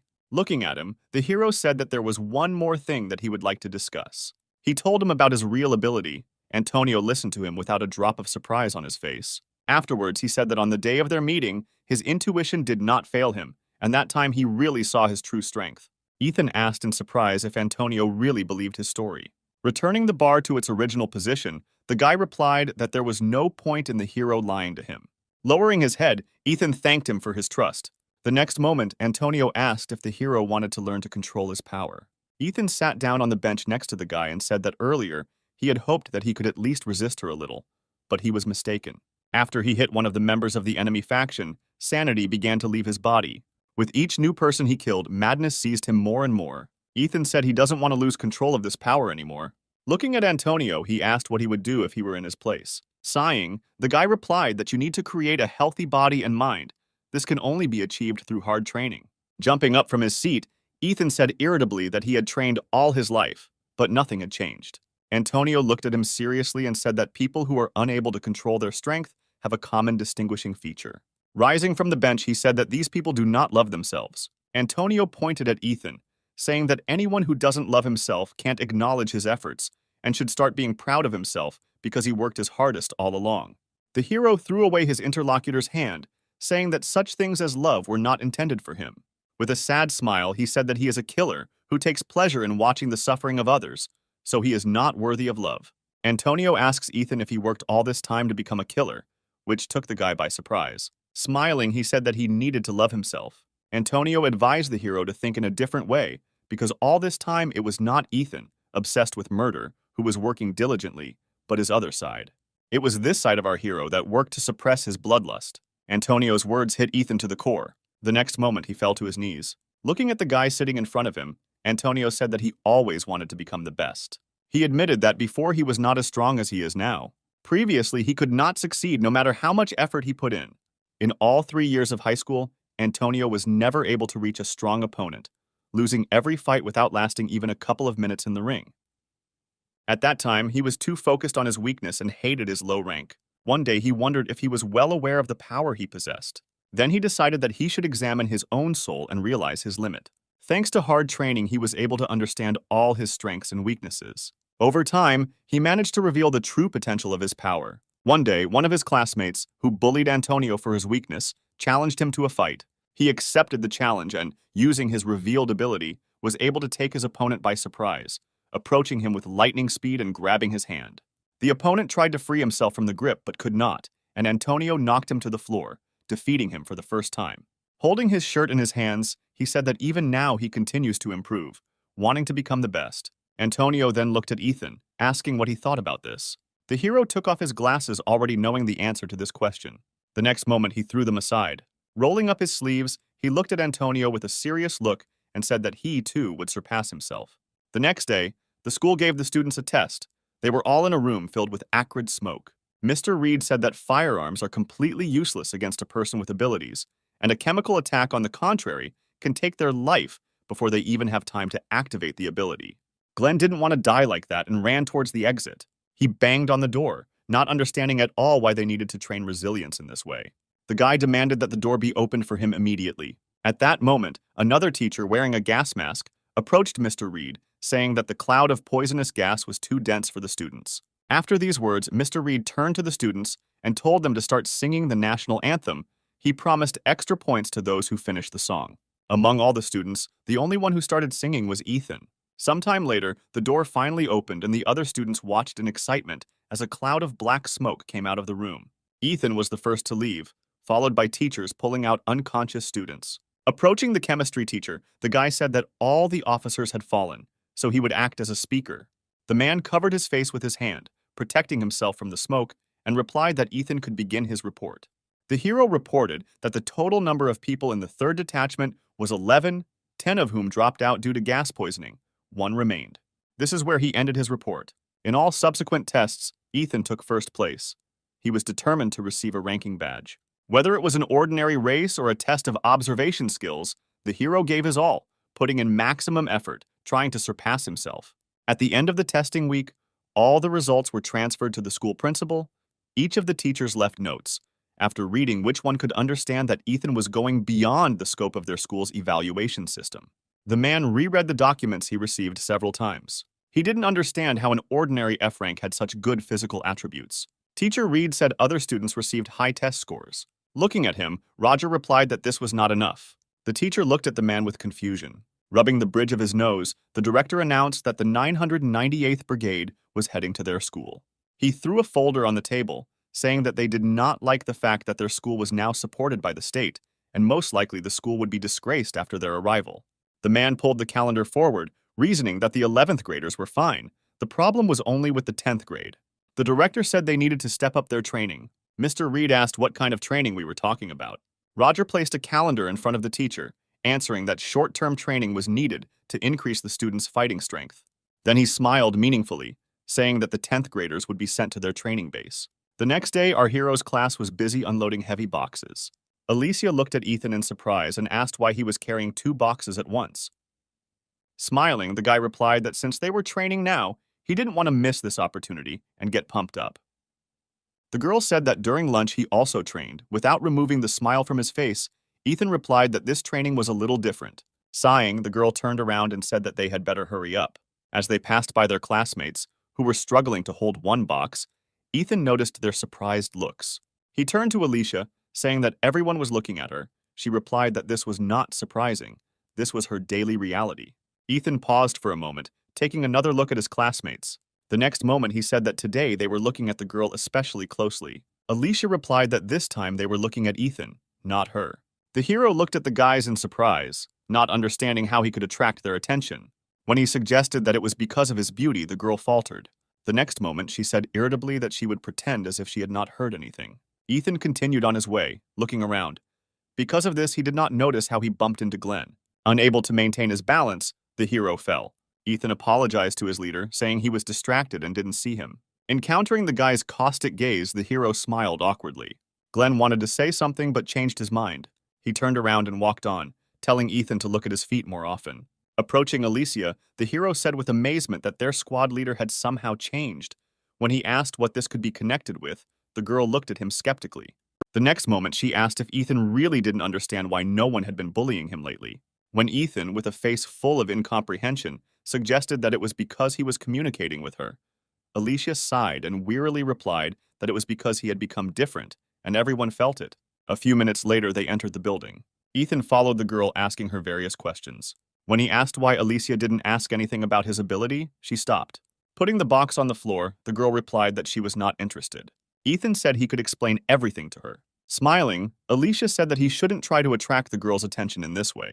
Hiding her embarrassed reaction, the girl said that she restrained herself only because she was her, but others in her place would have fainted. Smiling awkwardly, Ethan said that he had already told Antonio everything.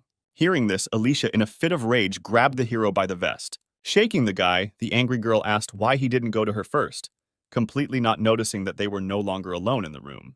Glenn, standing next to him, looked at Ethan with hatred. He perfectly remembered the feeling of fear that he felt when he was in front of him that day. If he had not followed Douglas's advice, he would definitely have been dead. Glenn did not understand at what moment everything turned upside down. He turned around, deciding that he needed to look into everything carefully. Ethan smiled awkwardly, saying that he would tell her everything when they were alone, because now people were looking at them. Alicia let the guy go, telling him not to dare tell anyone else about this. The hero looked at the boxes they brought and asked why they were carrying them. The girl replied that it was to prepare for training. Ethan did not understand what she was talking about and asked what kind of training. Leaving the room, Alicia replied that they would have special training. A few hours later, they were given bags of equipment and uniforms, after which they walked from the school to the school base. Glenn was very unhappy that they were forced to trudge so far across the entire city. Ethan, in turn, thought that he should have taken 5-kilogram weights with him. Hearing this, Alicia looked at him in bewilderment, asking if he had sunstroke. The girl asked why he had previously tried with all his might to avoid training with Antonio, but now he was so involved in sports. Ethan froze in place, not having listened to the girl. The next moment, Alicia also stopped, noticing a bank building that was painfully familiar to them. Ethan tried to divert the girl's attention by saying that if he were in Antonio's place, he would already be carrying a 10-kilogram Hera in each hand. Alicia gave him a skeptical look, saying that interacting with this jock was taking too much of a toll on him.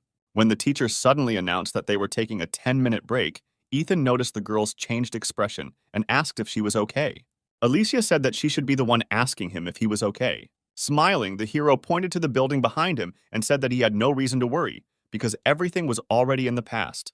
After his words, the girl breathed out a sigh of relief, thinking that she had worried about him in vain. At the same moment, someone approached her. Several passers-by surrounded the girl and began bombarding her with questions and asking for her autograph. Alicia smiled, thanking these people for their support. She was sure that this was all thought out by the director and that the break in this place was specially planned to advertise their school. Just conversations with students at their school will be a good impetus for raising the school's rating. Although Alicia had previously given interviews in the news, this was not enough. Even shop owners came out to talk to students of the sensational school. The girl assumed that the teachers had already taken care of everything in advance. Among the students, Alicia was not the only one who was weighed down by the memories of what happened here. Such an outburst on the part of management put a lot of pressure on everyone else too. When Teacher Reed approached her and also began thanking passers-by for their support. A couple of minutes later, he announced that their break was over and they needed to move on. Ethan looked at the girl worriedly, asking if she was okay. Alicia asked him not to touch her for a while because she had a headache. Before moving on, the hero paused for a moment and looked at the bank building again. He lied when he said that he didn't feel anything when he came here. He was overwhelmed with many emotions. A few moments later, he pulled himself together and moved on. Ethan forever decided that he was above his own soul and there were no ranks for him. At this time, Teacher Reed contacted the principal. He informed him that as planned, they walked near the bank, giving good advertising for their school. The man went out into the street parking lot and said that he would soon join them. Once in the car, Roger said that it was his responsibility as a battalion commander to share words of encouragement with the students who were tired from training. After that, he hung up the call and went to the base. A few hours later, they left the city. Teacher Reed stopped, warning that the path further would be very steep, so they needed to take a long break. Alicia took off her bag and called Ethan over. When the girl asked if he would have some chocolate, the guy's eyes lit up and he thanked the girl for her care. Then she took out the chocolate and handed it to the guy. Ethan turned around when he heard the sound of an approaching car. The next moment, a white car stopped right in front of Alicia and our hero. When the door opened, a man came out and said that it was too hot in here. Teacher Reed ran up and greeted Principal Roger. He nodded to the man and then turned his attention to Alicia, asking if she was coping here. The girl replied that she did not have any problems. Hearing her answer, the man laughed contentedly, saying that this was not surprising and that he could rely on her. When he noticed the guy standing next to her, he immediately introduced himself, saluting the director. The man had heard Ethan's name too often lately, so he immediately remembered that this was the same F rank who had distinguished himself. He looked at the hero with dissatisfaction, saying that earlier it was said to address him not as the director, but as the battalion commander, after which Ethan apologized for his mistake. The girl watched this and saw that the director was too biased towards the hero. The next moment, he said that the guy looked somehow more cheerful, unlike the other students. Ethan excitedly began to talk about his training, but the director interrupted him, telling him to open his bag. The expression on the hero's face at that moment gave way to surprise. The man explained that they were conducting an inspection and asked Teacher Reed to give him a list with all the necessary items. Alicia watched as Ethan took out the entire contents of his bag. She knew that this guy was not the type to forget something, but if he accidentally missed something, the director would jump at this opportunity to belittle him. After going through the entire list, the teacher said that everything was in place. The man meticulously examined the list. The next moment, he smiled maliciously, saying that Ethan had not taken everything out of the bag and asked to show him what was there. The hero smiled and replied that he took something with him to train during breaks. The next moment, he took out several bags of sand, weighing 5 kilograms. The surprised man asked if he knew why they had come here. Ethan replied that they would have partisan training, where they would train not only strength, but also endurance. When Roger wanted to ask the hero another question, the teacher decided to intervene, noticing how desperately he was trying to set this guy up. He said that their break was over and it was time for them to move on. After his words, the man got back into the car. Alicia looked at the teacher, not understanding why he decided to intervene. The coaches were already expecting their players and watched from above as they almost reached their base. Noticing Alicia in the crowd, Olivia said that among all of them, this girl was the most worthy and worth testing. Antonio kept his gaze on Ethan, saying that it would be best to focus on him. Olivia mockingly said that he was an ordinary loser with a low rank and not worth wasting time on. She didn't understand Antonio's strange obsession with this guy at all. The girl knew that Ethan had good endurance and speed, but that was all. His ability is too weak. Antonio said that she shouldn't be so prejudiced towards him. Sighing, the girl said that because they trained together, he thinks Ethan is cooler than their first squad. Antonio looked at the girl seriously, saying that this guy was not just better than the first squad, he was much cooler than their entire platoon. Olivia's eyes widened in surprise when she heard his words. The next moment, turning her head towards him, with a threat in her voice, she asked Antonio to repeat again who is cooler than whom. The guy said that her attitude towards Ethan is based only on the previous battle of the squads, and she does not take into account his recent successes at all. Chuckling, Olivia said that Ethan only joined his club 2 months ago. Returning his gaze to the hero, Antonio said that in these 2 months he had changed a lot.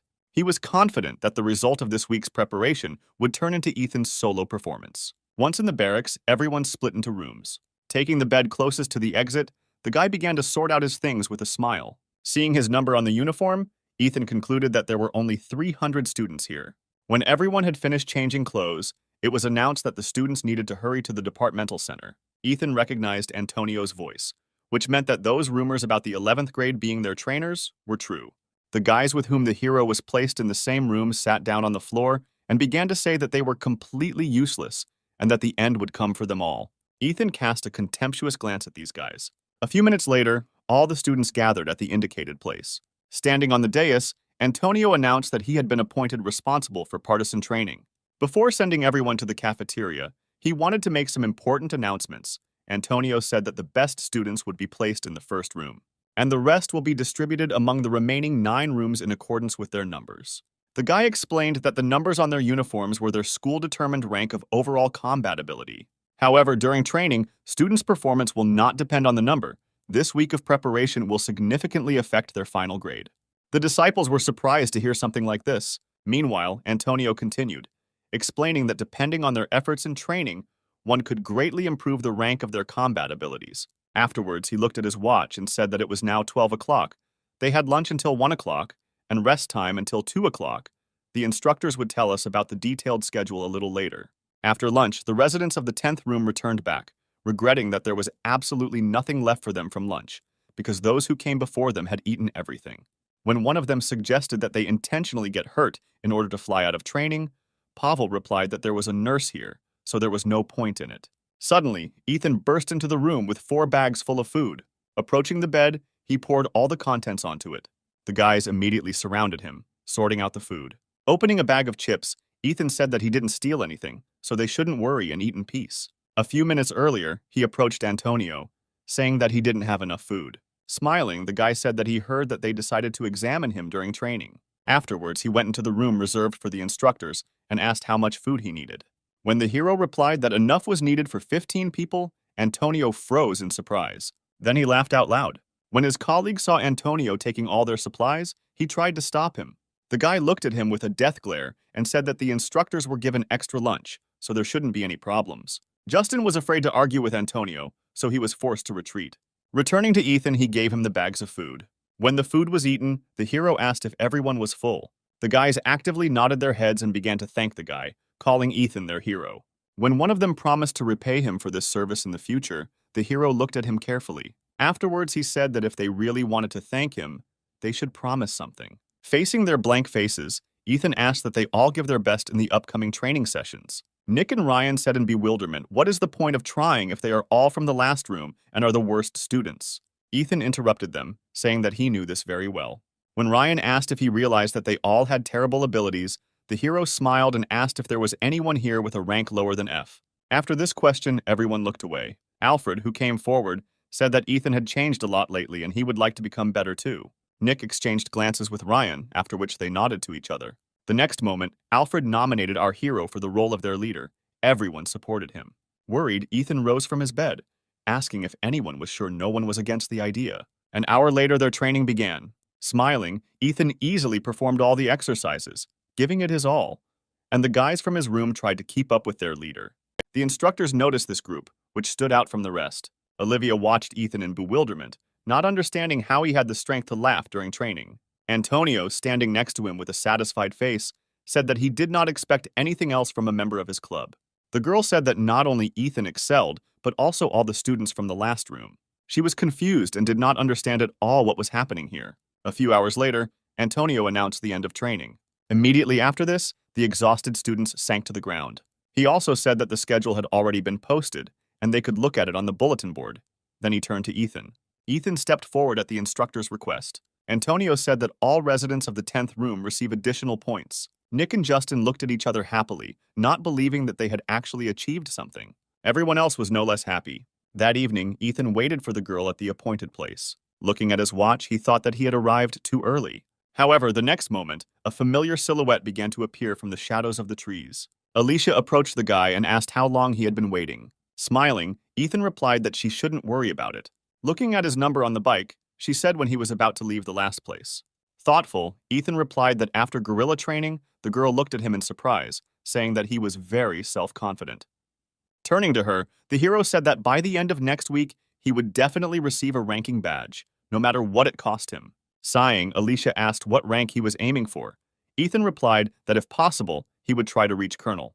The next moment he smiled and said that perhaps even up to the sergeant, which made Alicia, who was walking next to her, laugh a lot. With her hands folded behind her back, she said that would be good. Ethan did not hear the girl's words and asked what she had just said. Alicia replied that he just imagined it, and she didn't say anything. Early in the morning, their training began again. Glenn was not happy with whoever created their schedule, forcing them to get up so early. Suddenly, someone rushed past him at breakneck speed.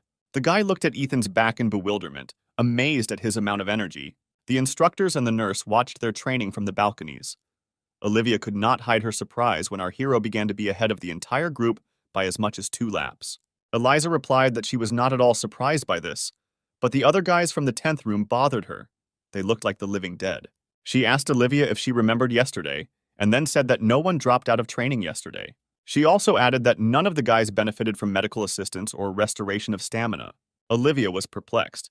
It was hard to believe that after such a hellish training, no one began to restore their stamina. Now they are practically dead. Antonio watched his ward's team silently all this time. Smiling, he said that the team of the dead was a great name for these guys. In the evening, a list of students who were in the top 20 and would receive extra points was posted. Ethan was in the leading position.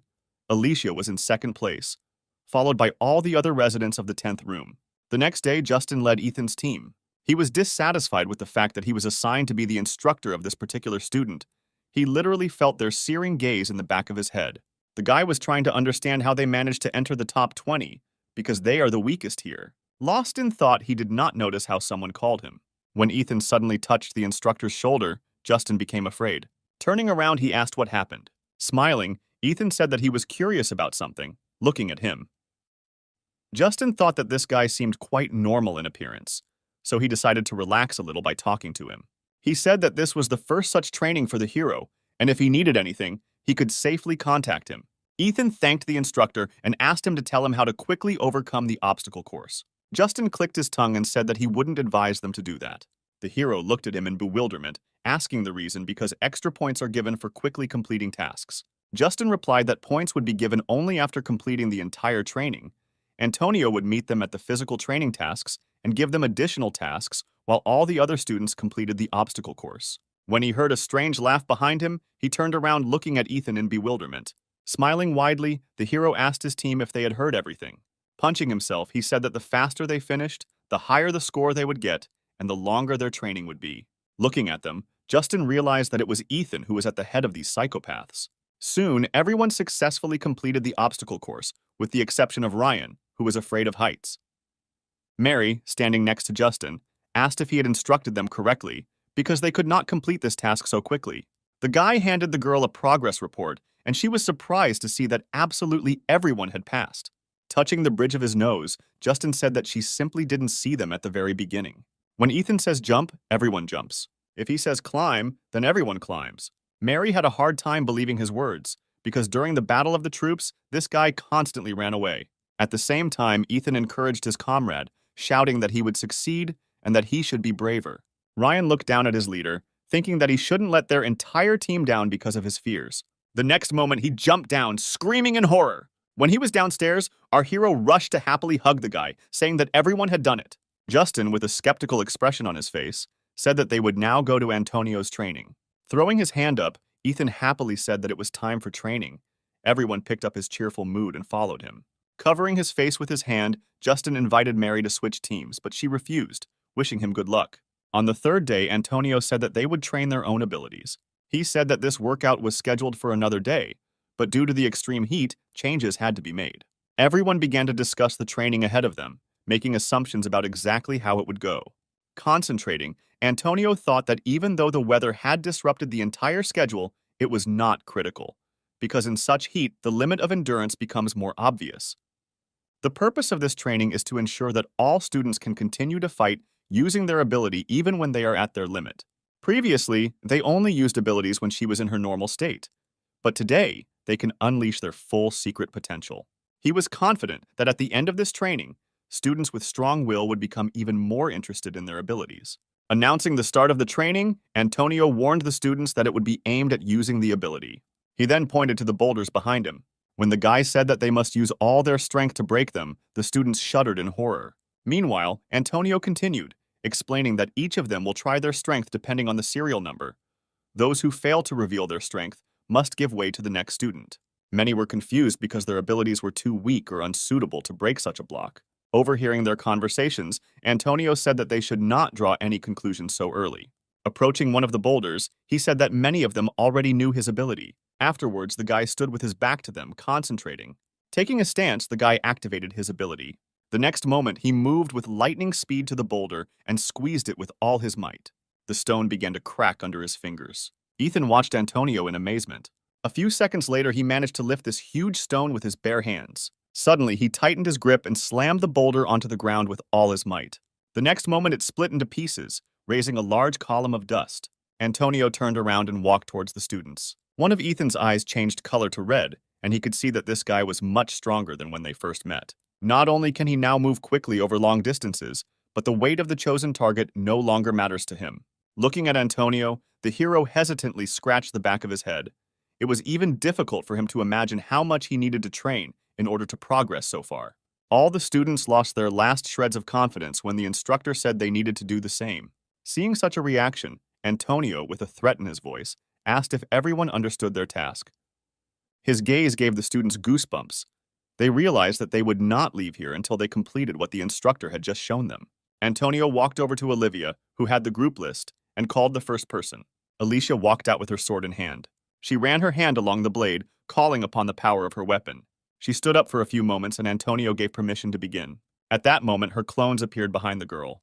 With a few swings of her sword, Alicia cut the boulder into several pieces. She completed this task brilliantly in just a few seconds. Everyone looked at the girl with admiration. Olivia also looked at Alicia's retreating back, thinking that her abilities were on a completely different level than the others. Then she called the next student. Using his ability, Glenn pulled a huge tree out of the ground and walked towards the instructors. The guy was determined to show everything he was capable of. He didn't want to be inferior in strength to Alicia, or even that loser with an F rank. He stood in front of the boulder and raised the tree trunk above his head. The next moment, he hit the stone with all his might. No matter how much Glenn hit the boulder in front of him, there was no result. Watching this guy, Olivia thought that in his ability, he was somewhat similar to her. A few minutes later, the tree could not stand it and broke. When Glenn irritably threw him aside, Antonio said that he didn't have to worry, because when evaluating him, he would take into account the guy's ability itself. Then he called the next person. The third student also coped with his task brilliantly, breaking the stone into 2 parts. And sometime later, Antonio called the last one from the list. Ethan stepped forward. He chose the largest boulder among the remaining ones and approached it. Everyone looked at him in surprise, not believing that he could actually handle it. Many were sure that this task was only meant for someone like Alicia or Antonio. The next moment, they remembered that this guy is the leader of the 10th team, whose members seemed to have broken free and did not give up until the last breaking boulders. Meanwhile, Ethan activated his power and created a dagger.